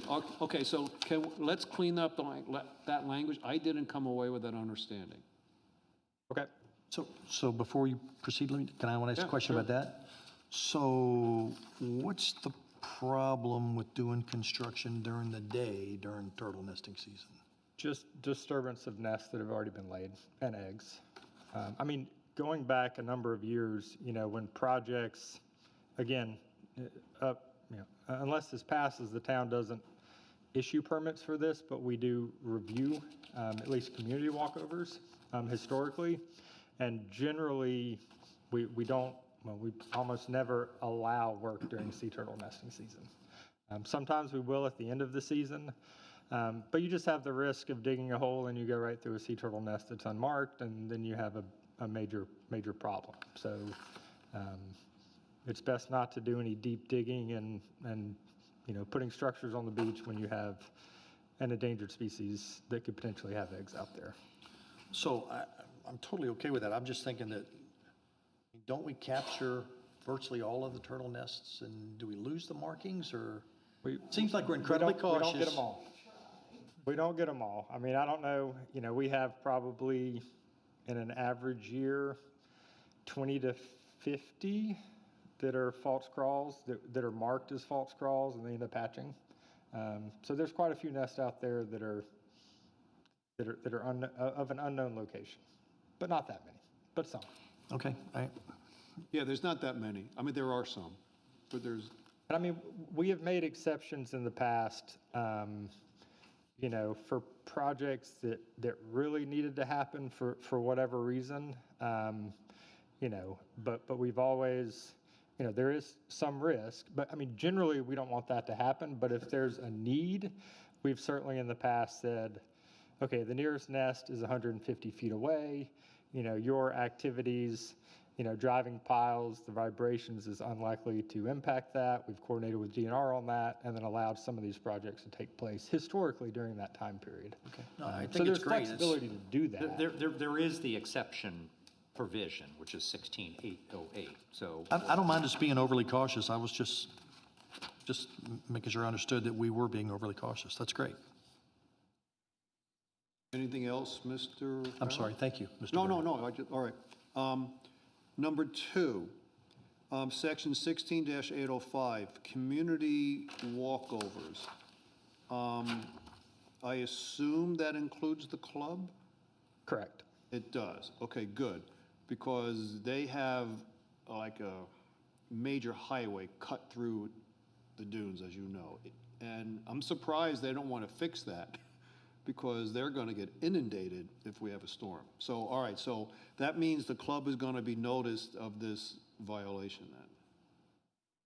Yes, I mean, the beach club is a little bit of a tricky area because currently, our current regulations effectively only apply to walkovers from the setback line oceanward. And in front of the beach club right now, the setback line is only active beach. So their beach walkover, or their walkover that doesn't exist, or their footpath is not in an area we can currently regulate. And so this cleans that up and gets rid of that issue, because not only does it protect all dunes seaward of the setback line, but it also always protects the primary dune, no matter where it is. Because they have like a V cut, it's like a 4-foot cut through the. Well, apart from the cut or the trough, but the broader issue that was identified here is, and this is one of the big jurisdictional issues we were trying to address, is the way that our existing beach management ordinance was drafted is, in some cases, it was only with regard to the setback line. And if you look at the jurisdictional line along Kiawah's beach, there were areas in which all the dunes were landward, and a good portion of the beach was actually landward of the setback line. So if we, by only referencing in our current ordinance, the setback line, we had no ability to do anything regulatorily to protect the dunes. Okay. All right, so good. So the club's included in all that. That's good. All right, 16804, I assume that picks up all the private beaches, private walkovers? Okay. Correct. So I just wanted to make sure I understand them, because it says it only applies to the portion of the walkover on the active beach, which is defined, thank you for the definition, it's defined to be the toe of the primary dune. So that means there's quite a few private walkovers that are in violation of this new ordinance. Potentially. I mean, we haven't done, we went and looked at this when this process started a year ago, and I'm not aware of any private walkovers that went more than 10 feet at that time. Well, I remember I brought this up at a town council meeting after one of the storms, and I was saying that there's a lot of private walkovers that end before the primary dune, and I was suggesting to have these boards placed down. So that's where I'm coming from. So I was suggesting then that because of my knowledge from last year's storm, there's quite a few that then would have to be extended. And I just wanted to. 1804, just to be clear. Pardon? 804, just to be clear, is you can't extend more than 10 feet onto the active beach. Well, this says, they say the beach walkover shall be maintained in a state of good repair. And I would assume then that would mean you'd have to go to the primary dune. They have to be, I assume that would mean you'd have to be extended over the primary dune. This is just saying that, if you have a walkover that's only active beach and it's damaged after a storm, it's in a state of disrepair, you've got to fix it pretty quick because it's a safety hazard and an issue. So okay, it's so then only I take. addressing, All right, so and I see my comment. numbering was off. So we've got just 2 The numbering is off. That's what part of the confusion. Okay, got it. Okay. I see the numbering. There's two 16804s. Yeah. Okay, Do so. an A and a B is fine. Do we need to have, all right, so somebody on a private walkover still doesn't have to go over the primary dune? That is correct, unless they're in a special management zone. So we're only going to put that extra requirement when we potentially identify vulnerable areas that really need it, right? So if you're a homeowner on Flyway, when you get on your walkover, you're 110 yards to the beach, right? If you stop after 100 and you walk through that primary dune there and cut a little trough, there's still 100 yards of dune protection, right? So it's not preferred, but it's not a threat to infrastructure. Whereas if you've got a single primary dune and it's short and you've got a trough, that's a problem. Eugenia in places, I mean, especially as you get down by the club, it gets really, really, I mean, the Cape, it gets really, and Timbers, it gets really tight in there. And the beach club area is really tight. And this gets to a little bit, we had some back and forth on some of this, the kinds of questions that were raised earlier is to kind of balance as best we can, the need to regulate with practical considerations. So to provide the tool set where necessary, where we think there's a critical interest, a public interest to be served, to be able to address that, but not make the regulations so onerous or the ordinance so onerous for Got it, all okay. property owners. So that means then, although if you then as the mayor assigns this location as a special interest zone or whatever. Special management zone. A special management zone, so does that then mean the walkover has to go over the primary dune? It does. It does. And it has to use the height, the prevailing height, 30 feet on either side of the trough. So it would have to come up a good bit. Yeah, okay, So that area got it. could recover. All right, so number 4 then, that means in a few weeks, you're going to be out there with your crew doing your inspections? Public Works Department. Public is what this Works would fall under. Okay. Okay. Section 16905 is overnight storage. This is Carol's favorite. It says, nothing shall be stored overnight, including, unless permitted by the town, including tents, tent frames, beach chairs, umbrellas, blah, blah, blah, blah, blah. So the beach club leaves stuff on the beach. They stack up the chairs. And we have our beach island services guy that put things in boxes. So are those allowed or not? I'll address that. They are allowed pursuant, because they have been permitted, because we have the beach operations agreement in place with the Kiawah Island Club. We have one in place with the resort. We have one in place with Island Beach Services. We're in the process of finalizing one in place with the Cape Club. We need a very small one with regard to timbers.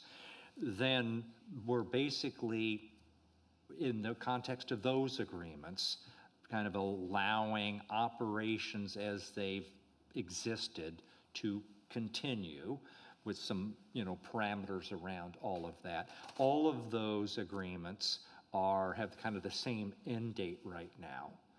Separately, there is a multi-party kind of working group involving the town, the resort, the ARB, and others to try to see if we can come up with a comprehensive collective view about what everybody's fine with in terms of storage on the beach, if anything. I assume it's going to be some storage, but if so, what does that look like? Is there a consistent approach to that? And that's signage as well. So that is an ongoing process that we hope to have it completed by the time that all of these current beach operations agreements expire. Okay, so I don't remember who, but I remember a year or so ago, there was a discussion with somebody on town council about trying to get the club to lower the amount of chairs they have on the beach and perhaps use a cart to ferry them off the beach? There was discussion of that issue. Where the beach operations agreement ended up was to, again, essentially allow for the time being, there's another year and a half, for kind of the status quo, the biggest issue was they were simply operating without any kind of permission Yes, at I all. remember that. Right, And right. they were arguably violating 3 different Sure, provisions of our existing code. So it was kind of memorialized and put in place a status quo with some additional parameters around all of that. They actually we negotiated some reductions in the amount of storage. As you may recall, there were some countervailing, which I think particularly reasonable countervailing arguments about removing everything, as unsightly as it is that back and forth vehicle traffic early in the morning and at the end of every day, to remove every chair and every piece of equipment. A net gain or net benefit or net Yeah, I detriment? understand. All right, so right now, the club and Beach Island Services are allowed. Yes. As will be the Cape Club and as the resort. All right, my last question is with respect to holes. Those of us on Turtle Patrol know the holes are never filled in because we walk in them every early morning.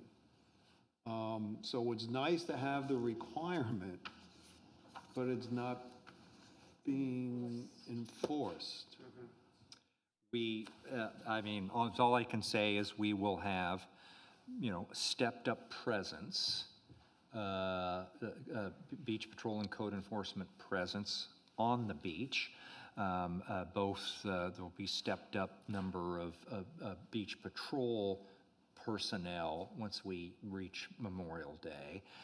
In addition, the town will have 1 or more safe public community service officers on the beach at key times, including weekends, both at kind of either end of the island, or that may be beach patrol. We'll have to figure out the overall phasing. We've discussed, I don't see a public safety director, talked about all that. For example, Tony will be out on a bike going along the beach. So we're going to have more resources generally available to try to encourage voluntary compliance. Because I was going to say that when I use the word enforce, it's not necessarily enforcement, because anybody digging a hole and creating a sandcastle is going to be a kid, right? And I am sure education of the child, saying that, oh, this is not really good for the turtles and blah, blah, blah. They would be all over that. They would be, they would. Well, and then just to remind the parents, if you see something, if you're going by and saying that. But again, also, that's one reason why I want to make sure that if for some reason you've got an obstinate adult that's digging holes and you issue a notice of violation, at the end of the day, that's a civil infraction and that's not a criminal misdemeanor, but that's a separate that's a separate thing. So the reason why I brought it up is not so much for the enforcement. I wanted to discuss what I just said. It's educational. So if Tony's going out on his bike, I wanted to make sure that he's out there educating. Well, and I suspect, Rob and Saz aren't here, but I think that's generally how they approach this, is first and foremost to educate rather than try to say you're violating some ordinance. It's just town requires you this. I would hope you understand the importance of complying with this for exactly the reason. For the turtles. If I could jump in on All that. right, thanks. And I'm seeing more egregious kinds of things over time. 2 weeks ago, I saw a family literally with spades out there digging giant holes. And we did say, hey, you're going to fill those in, and explain why. But it's not kids with shovels even. Well, spades are not permitted, so that's its own I didn't know that, violation, so. yeah. All right, thank you, sir. And again, Jim, I'm very happy with what you just did. Good. I've got a couple comments unless somebody else wanted to go. I agree, this is a very much improved document from what was getting bantered about 6-8 months ago. Thank you for everybody who put that together. I appreciate the consideration, like we discussed Friday, that the decision on suitable habitat is a mayor decision. I like the idea that an elected official is doing that. A level that something like that should be. And part of my rationale, and I need to think about this some more between now and second reading, but I think that kind of accountability to the public as an elected official is important. I appreciate that nuanced change. I think that makes a big difference in how those decisions are made. Was the Kika concern that was included in our packet addressed about the expense that they perceived? It was, and I should have mentioned that we did receive, some comments from the community association. We've had discussions with them going way back to when all of this started, and I think one tweak that we made to address, well, they basically had two concerns. One was the timing, the dates being too short. Those weren't changed, so those are still the same as what's on the books right now anyway. The second one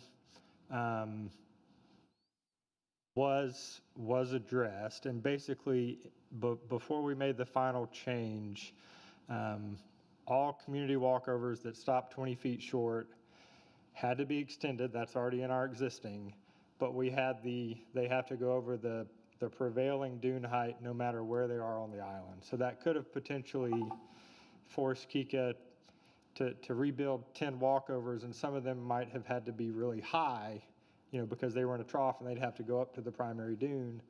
And so the change we made is only making that requirement go in place if the mayor says there's a special management zone in that area. So that should eliminate a lot of that burden and only require it when it truly is needed for storm protection.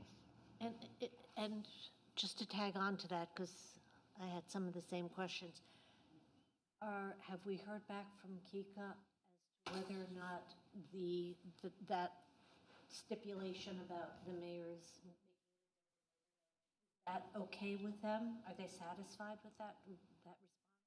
I can't answer that. I can only say that, I spoke with Ryan Elmers about this maybe a week and a half ago, and I suggested that as an option, and he personally was okay with that, if we only required it in certain areas. But And again, it's got to be designated as a special management zone, and we'll go through a process of, whether in fact that designation is appropriate given the facts and circumstances, and it may not be a designation that would stay in place beyond a certain period of time because the dynamic nature of the dunes, just as would be the case with, for example, designation regarding suitable nesting habitat.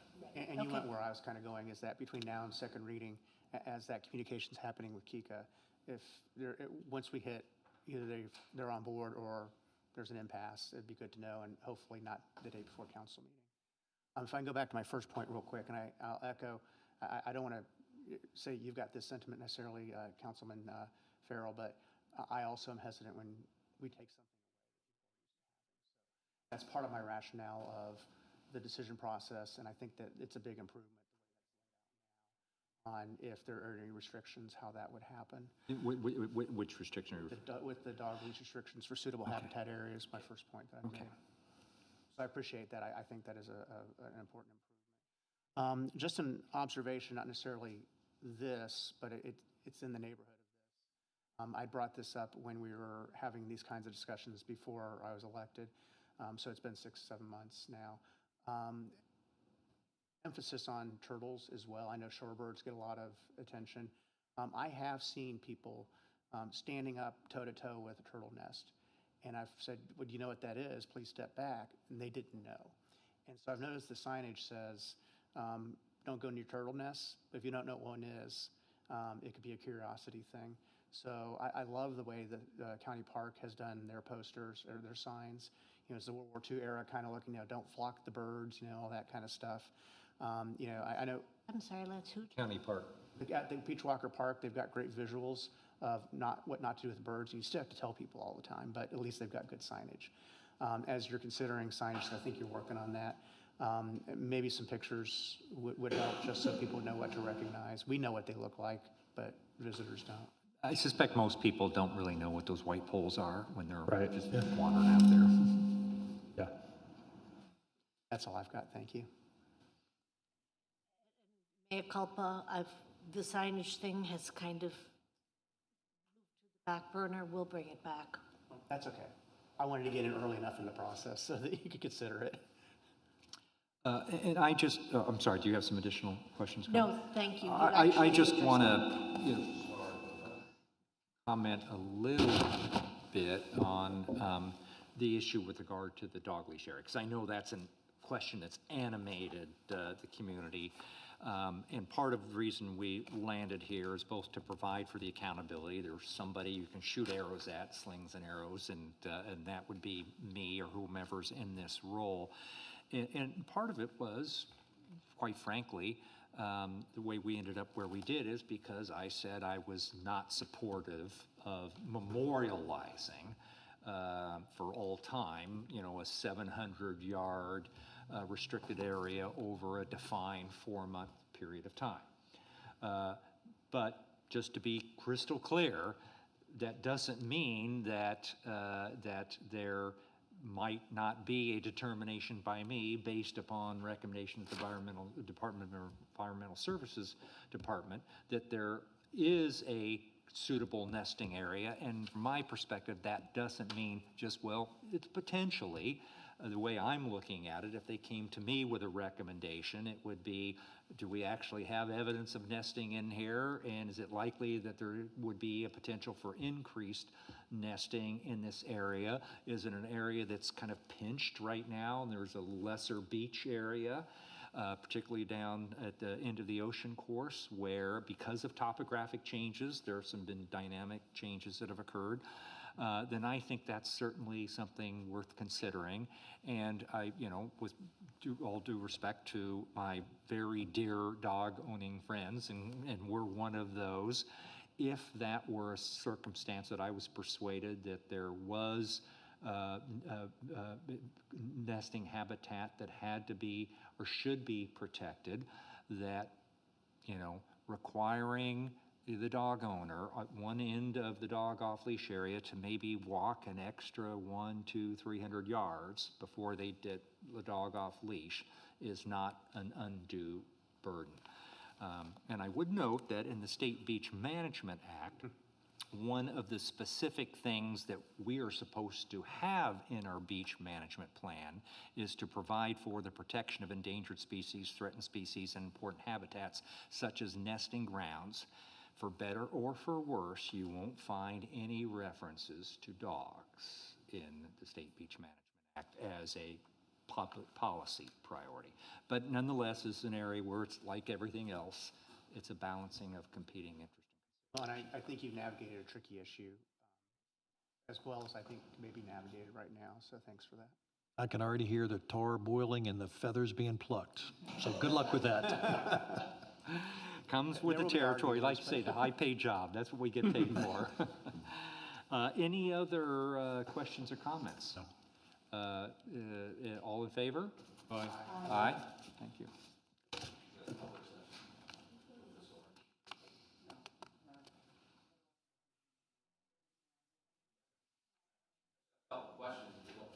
Oh, sure. Please, Roger.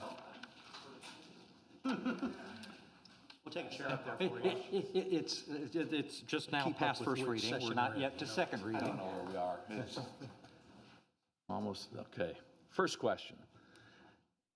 Would you explain to me how you see the jurisdictional lines as they're drawn between property owners, KICA, and the town? Who would have jurisdiction over from the property owner to the ocean? Because I've always understood that you have people who own property and they control what they can do up to the property line. There's an area that KICA has the authority or jurisdiction over.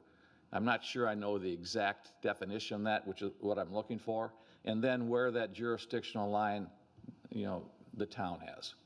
That's my first question. I'll let you answer that first. I will try my best to do so. You're conflating some different issues as to kind of jurisdictional regulatory requirements from property lines. Property lines are not dispositive of where there might be jurisdictional interest. That's true with regard That's what I'm trying to clarify. Zoning standards generally, for example. Okay. They apply to private property. The state's jurisdictional line is the baseline and then setback line, which in some cases along our beach is well landward of a property line. Right. In some cases along our beach, it is actually well seaward, not only the property line, but all the dunes as well.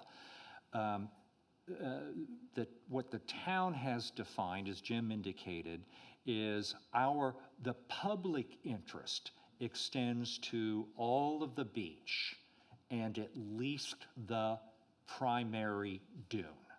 How does that determine, though? The town has the authority to determine that line?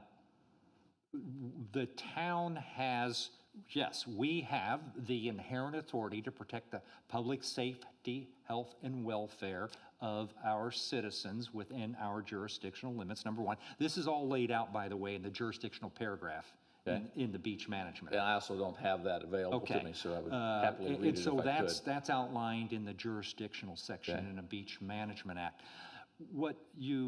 And so the town has said there's a public interest in protecting our beach and dune system, and the way that's defined as it's inclusive of these areas. Going 1 mile out into the ocean, 300 yards into the ocean, the active beach, what may or may not be the state's also jurisdictional interest, and inclusive of the front line of the dunes. Right. That's kind of what, from a public interest standpoint, we're looking to make sure that we can protect. There is a separate issue as to who owns what and where the property lines are. So what the state owns is everything from the mean high, or the high tide line or mean high tide line seaward, okay? And in addition, the town effectively has concurrent jurisdiction under the State Beach Management Act. So we manage the public areas that the state owns.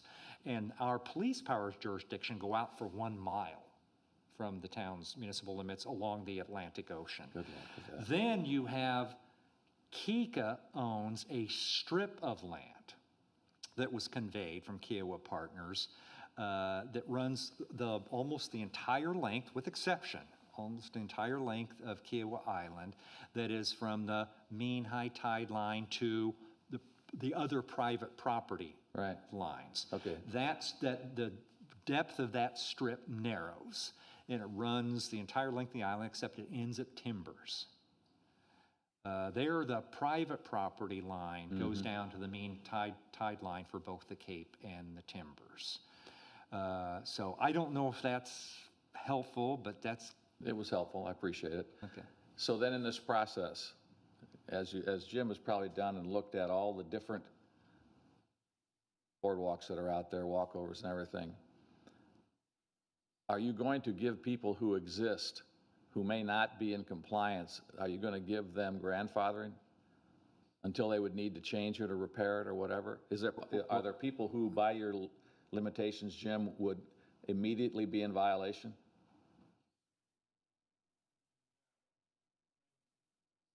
Well, the club would be.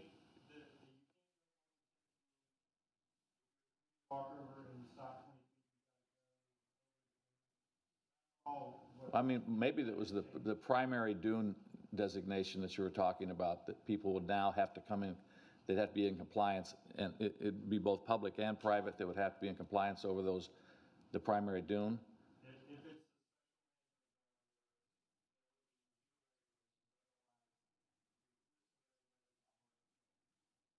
So people will be forced to make a change by this regulation with the special management zone? To the extent that there is a special management zone designation, then the new requirements would be applicable, and they would need to be met unless there was a basis for an exception, as is allowed in the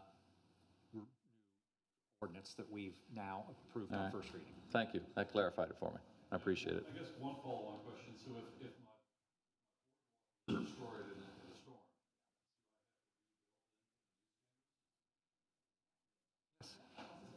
And also, if there's a storm in July this year, and we have a massive number of boardwalks that are destroyed or damaged and have to be repaired. Is everybody going to have to wait till November to do their project, or will you as mayor come out and make a proclamation that that can be done, and there will be special considerations on how to protect against the turtle situation so people can get their boardwalks done? Let's cross that bridge if and when we hopefully never get to it. But does this ordinance allow you Yes, to do that? there specifically, there's a section that allows for exceptions, and that's exactly why that exception is in there, because there are reasons, there may be exceptional circumstances that warrant exception from the strict application of the rules. Cleared up my questions. I appreciate it. Thank you. Next agenda item, approval of the proposal for comprehensive landscape maintenance and related services. Mr. Nardelli. Mr. Chairman, I should have, this was a recommendation from the Ways and Means Committee to the council, unanimous recommendation. I should have. You sort of stole my thunder. This is a unanimous recommendation from the Ways and Means Committee. They looked at, I think it was 7 contractors, and one backed out, and then we selected one by a team of the staff. So Michael, you want to talk about real briefly what we did? Sure. Yeah, I'll keep it pretty high level. So yeah, the landscape maintenance contract with our current contractor ended in 2024, and so the town put out an RFP. And we got 6 bidders back, and we had a mandatory pre-bid meeting. The mayor approved 4 staff members to review the bids. Each bid came back, and we independently scored each bid based off the following criteria: price, 50 points, environmental stewardship, 10 points, electric equipment, 20 points, a reference and professional experience, 20 points. And the bids came back. To make them apples to apples, we adjusted the mulch price and pine straw, as the firms did not calculate twice the annual cost annually.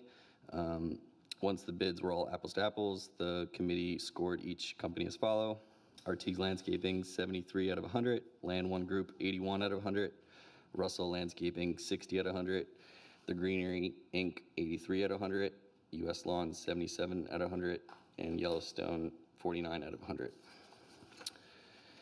And unfortunately, the Greenery had to withdraw their bid, being that they were the highest score. The review committee conducted extensive research with the top 3 bidders to ask in-depth questions, but after much discussion and deliberation, we've asked the Ways and Means Committee to ask Town Council for the approval of Land One Group for landscape maintenance services at a cost of $135,289 annually.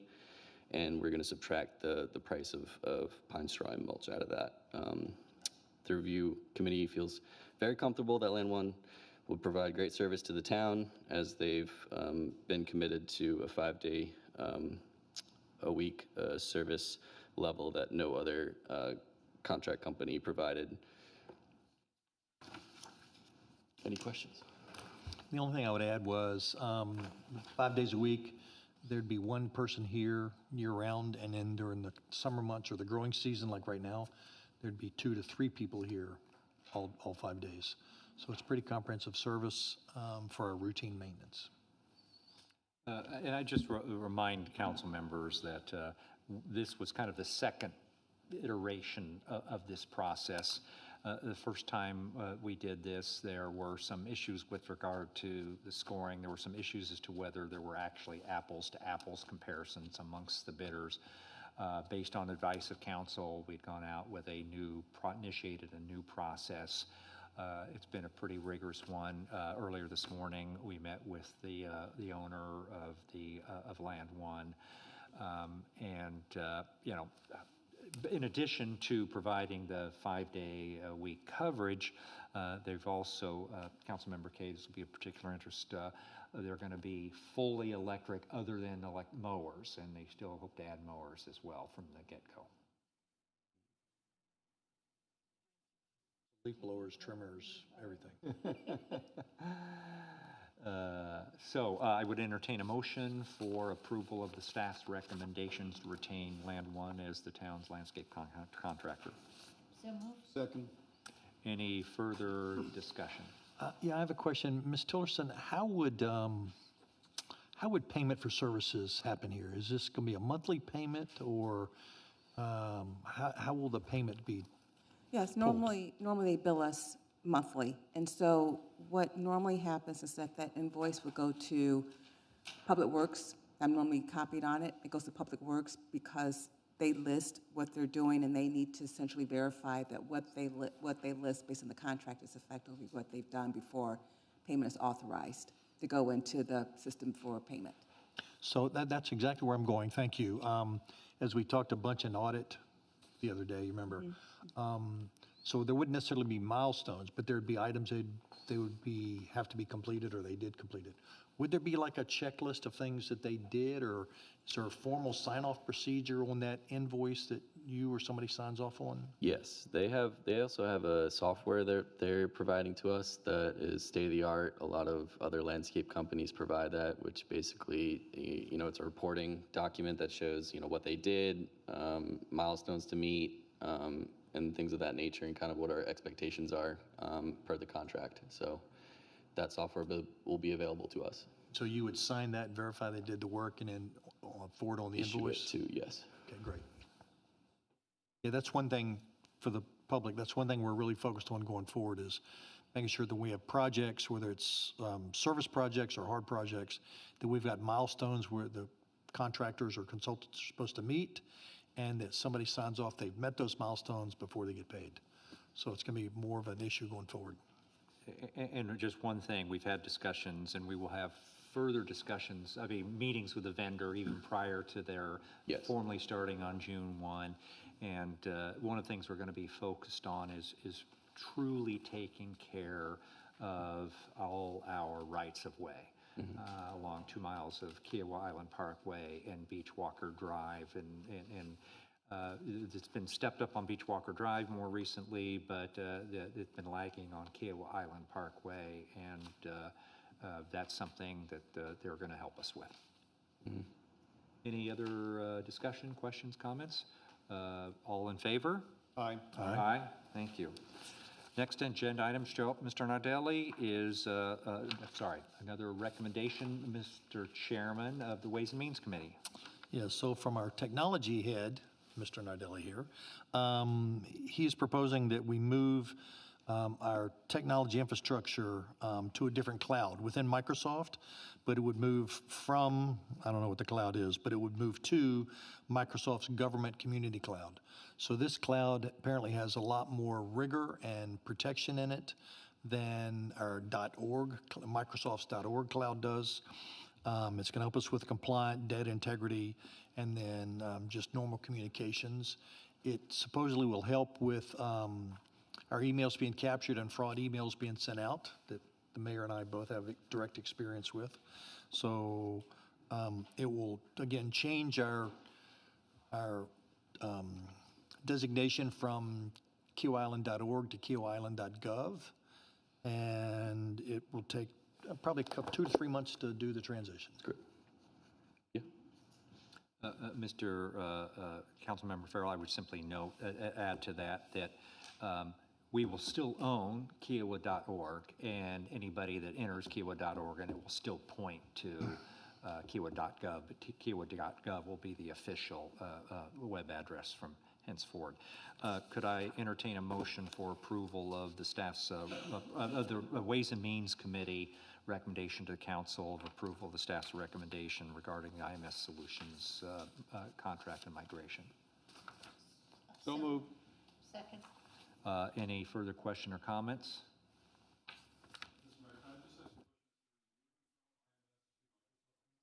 No, IMS will manage our Microsoft licenses. We'll still own those.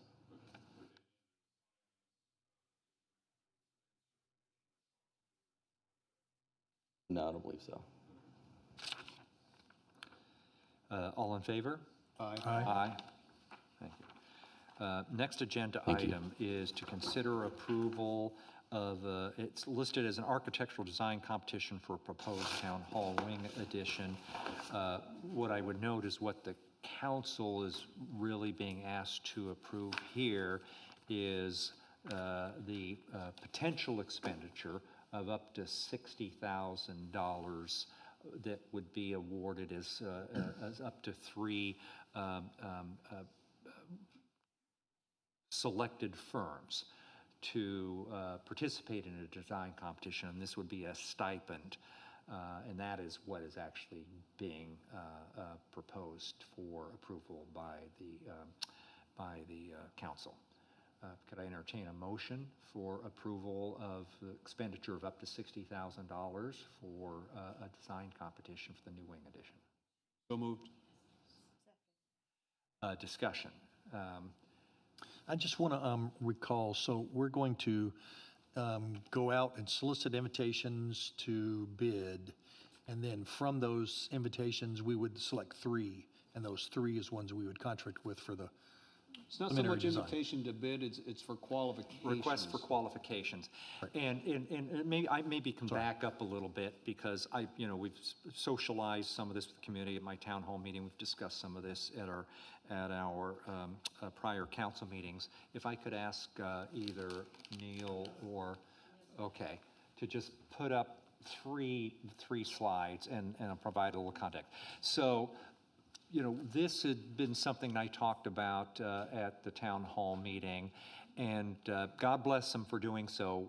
Kiawah resident and architect Mark Kamens, who's built a number of residential homes, helped put together a conceptual, high-level conceptual rendering of what a wing addition to the town hall would look like.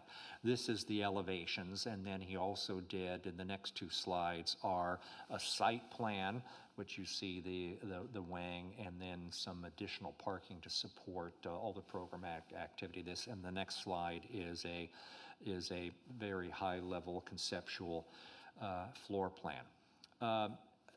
As part of this process, I reached out to a number of different people who have far more expertise and knowledge on these kinds of issues than I have. That included former council member Dan Prickett and David DiStefano, both of whom were involved in the project for this particular building.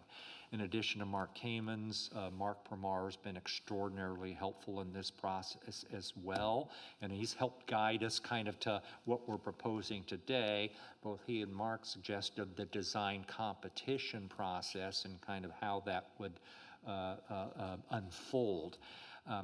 We could have made the decision to simply say, take what this high-level concept that had been developed by Mark Kamens and say, gee, let's put out a contract, a bid, a design build contract for something along these lines. That could have been a process that we could have gone down. The thought was that, let's have a more robust process. Let's see what the best ideas out there and perhaps being able to meld them together. So to answer your question, Councilmember Farrell, the idea is that we would, and credit Councilmember Berner's also been very involved in this process, as has been our Chair of the Arts Council, David Wool, who's already kind of worked together and got some good feedback from Mr. Permar on what this RFI would look like. So it would go out, and hopefully we get 10 to 12 firms. We'll just post like we normally did, and we'll also do some affirmative outreach for requests for qualifications with some kind of attachment of this and some other materials. But bottom line, as I understand it, and Mark would invite you to get up and comment if you'd like to do so, we'll put together a design review committee. They'll review the submissions. They'll interview each of these firms, and then there will be a selection of 3 firms to go forward to develop conceptual plans. Conceptual designs, which would be not detailed, but more detailed than what we have here. So you would have, more detailed floor plans, site plans, elevations, renderings, etc. That's about it. That's about as far as it goes. Need the dressing room added. I don't see that in there. What? The dressing room. No, there is. There is. In this one? Yes, Oh, I didn't see it. Okay. there is. And that will be part of the programmatic parameters we would put around this. And so then kind of standard is to provide a stipend. It's my understanding, again, this is, kind of territory foreign to me, that the stipend both signals the seriousness of purpose of the client, as well as appropriately incense the firm to put some serious time and effort into developing these concepts, and that my understanding is that they would probably be investing more time and effort in this than would simply be covered by the $20,000, but that's part of what they're willing to do and hoping to get the final bid and contract. And so we would get back we'd select these 3 firms, and the design review committee would. The 3 firms would come back with their conceptual designs. And we would, at that point in time, do a public charrette, 1 or more public charrettes, to kind of review those. And the objective is, at the end of that, you select one that the design review committee would then be recommending back to town council as the architect of record to go forward with a project. And at that point in time, there's a completely new decision that's going to have to be made by this body, which is, here's this thing, here's what it's going to look like, here's how it's going to be sited, here's basically what it's going to cost, here's kind of the time frame associated with it, here's all the other kind of critical path action items that have to occur, and do we then want to move forward with that, which would be a separate decision that would be coming back from this body 3 months or so. Correct. Now. So to be clear, it's not a fait accompli. Nothing. This is just the first step The in only something we might do. the only thing that we're obligating now is the expenditure of $60,000 to get the benefit of at least, multiple architecture firms as their best ideas as what can meet all these programmatic objectives. Yeah, and it's important for just a conceptual design. Yeah. And is that the fair characterization, Mr. Pramar? I mean,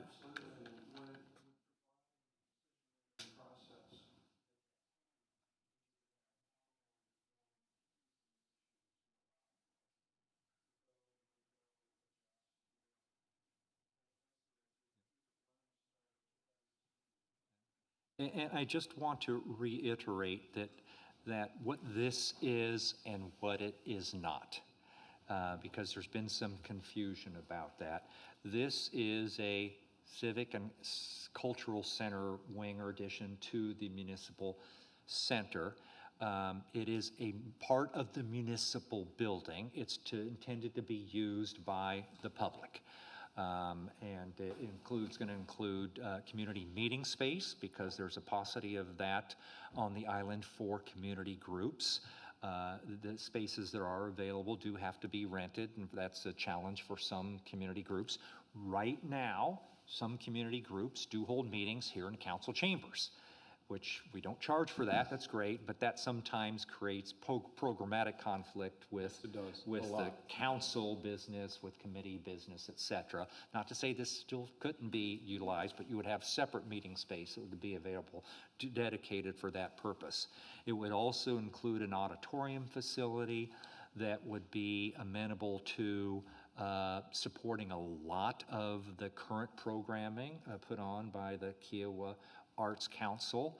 Not all of the programming, the larger events, if to the extent were still available, they would still have to contact the West Beach Conference Center and rent that out. But smaller, more intimate events, it would include chamber ensembles, small bands, lectures, film, panel discussions. It could also be utilized by area community groups, not just Kiawah Island, but Seabrook, Johns Island, et cetera. So that's kind of what this is intended to be. It is not, because this is a municipal facility, a wing of this building, just like this is, it's not intended to be used for wedding receptions, corporate events, anything, our political events, things like that. It would be really no different than this. It would be used for municipal and community purposes. So. Yes, ma'am.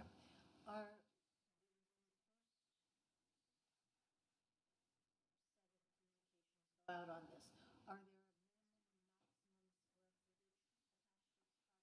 there We're targeting, and there's a lot of formula around all of this, and I can kind of back and tell you how we backed into some of this, but the answer is yes. The auditorium capacity would be in the 250 to 300 seat range. The overall square footage, 12,000 plus or minus.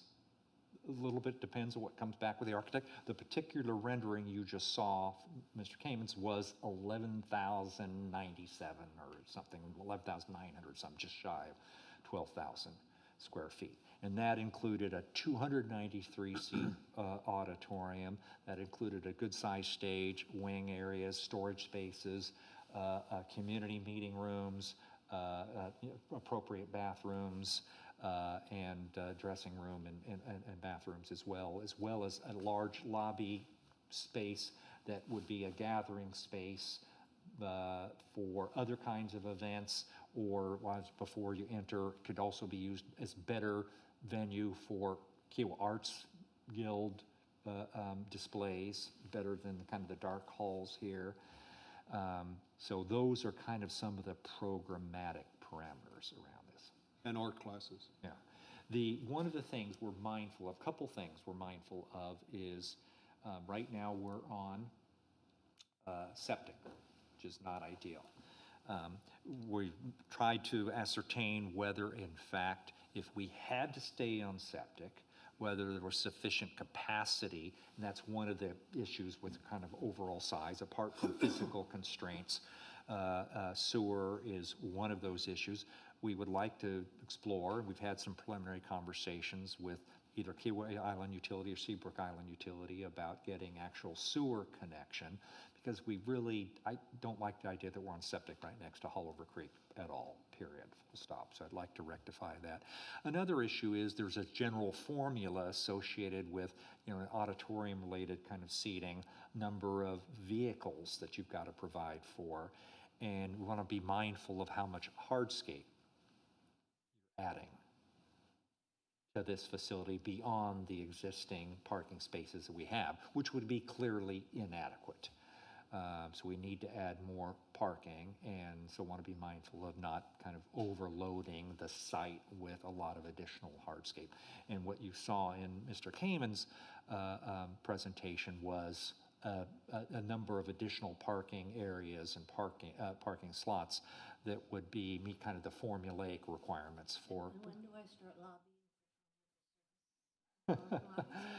That can be part of the ongoing discussion. Certainly, we can talk about that, at least for some portions of this. Yeah.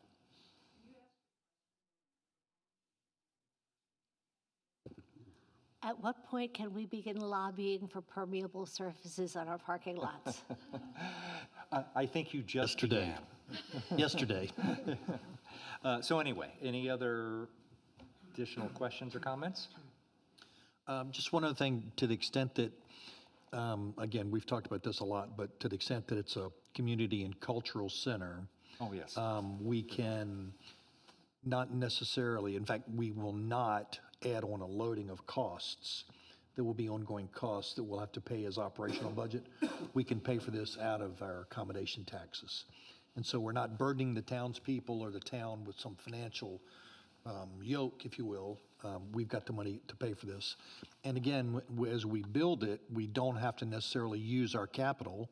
We can use a loan or a bond payment, tax-exempt bond, and get tax-exempt benefits, lower interest rate costs, and we can use accommodation tax money to pay both principal and interest for that. The fascinating thing about this is an allowed expenditure in the state accommodations tax. It would include not only construction, it also include maintenance.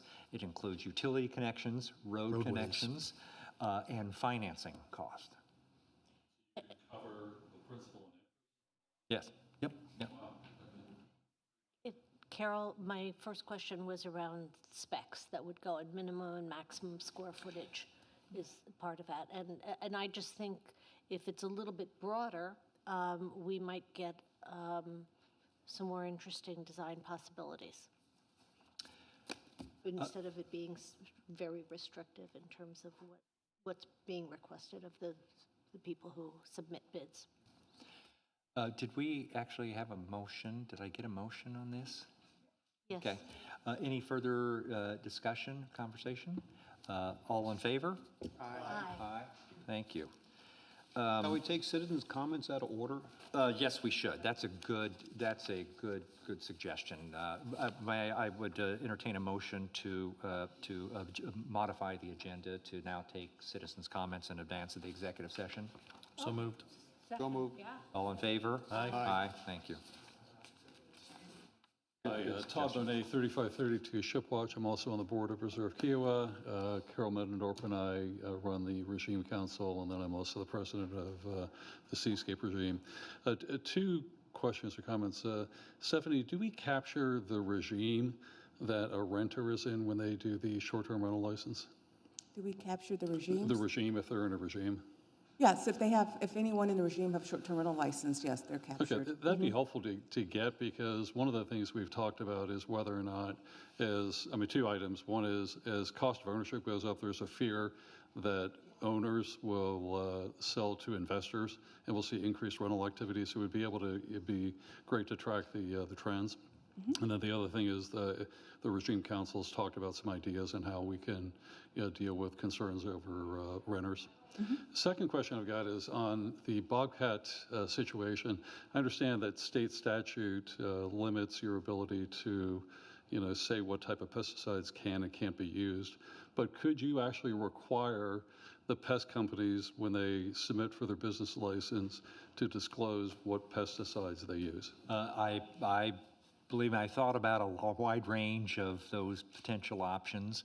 At least I'm advised that, and correct me if I'm wrong, that the preemption language in the state statute is pretty broad in that it says the Clemson Department essentially is the exclusive body that can regulate. The language is something like anything related to pesticide Well, again, control. I'm just suggesting if, when they get their business license, they identify themselves as a pest company, could we ask them to disclose what pesticides they use, or have them check if they are using pesticides that we don't want them to use? We capture that information, So, yeah, we actually just changed our business license form, and we are capturing some. I don't recall what specifically we're asking them, but we are asking questions. Yeah, we can ask for information. Now, Yeah, if they choose not to provide it, the question, could we enforce it on those? Well, but again, my question would be, to the extent that they disclose, if their disclosure is inadequate, would there be remedy? But more importantly, if we capture the information, could we then use that information to identify or to publicize it, to say, hey, here are the companies that are using the right types of pesticides versus the wrong types of pesticides. The other thing is, Madeline, when you and Jim came out to the Sandcastle a couple of months ago, we talked about it, and one of my questions was, well, can we actually go out and sample what types of pesticides are being used? And, Jim, I know that one of the things you talked about is whether or not we have access to people's property. I guess the suggestion would be, when people sign the Bobcat Pledge, could we have a check the box that you have, the town has authority to come on my property and check, the type of pesticides that are being used? And I think as part of the pledge, you list who your pest control company is, right? We do. Yeah, that's on the town's, Okay. well, you Well, don't, the individual property owner does not need to. Well, again, I would just... We need to kind of move on, but a couple of things. Thanks to the efforts of Councilmember Kay and a lot of others, and Jim, we're resuscitating and re-energizing the Bobcat Guardian Pledge. That's number one. Number two, we are kind of publicly shaming. We do have a list of all licensed service providers on a website, and then we identify all of those who have signed up to be Bobcat Guardians. So the market should work to some extent. People can identify who is signed up and who isn't. Right. And in addition, we've been working with the state, and at least partially successfully for the first time, in getting the state to go down the path of regulating the SGAs, second generation coagulants. You know, that's not as comprehensive as we would like, Right. but we've made progress in that regard. So we're moving forward on a lot of fronts. Yeah. Again, I was just thinking to the extent we could create some type of feedback loop to, you know, again, shame people, pressure people into doing it, but more importantly, create better visibility for, particular property owners. And, Well, Jim, to the extent that, okay. for example, you talked about the Let's just- preserve. Let's kind of move on if we can, Todd. Okay. I would just note also that we're doing testing, and we're, we've got some new kittens. We've been able to tag those, color those. You know, looks like we have a healthier bobcat population than we did previously, and we want to do all we can to ensure that that continues. Okay, thanks. Thank you, Todd. Any other citizen comments? With that, I would entertain a motion to move into an executive session and pursuant to South Carolina Code 30-4-70A2. We're going to receive legal advice regarding pending litigation and a proposed property purchase. So moved. Second. We are now in executive session. Thank you.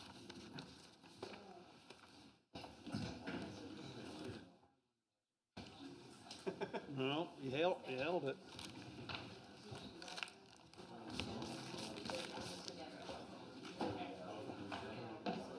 Roger, thank you for taking.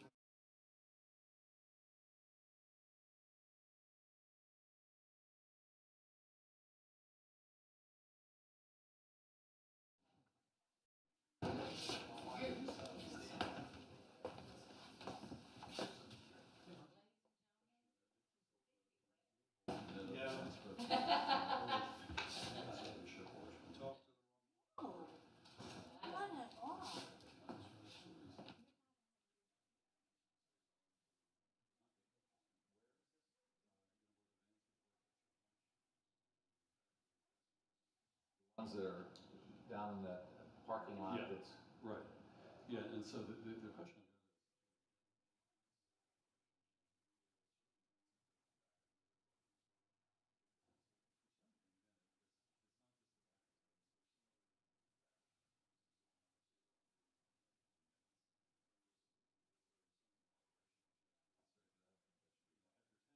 Pull in, and again, they're going to have to back up in the morning, but it's just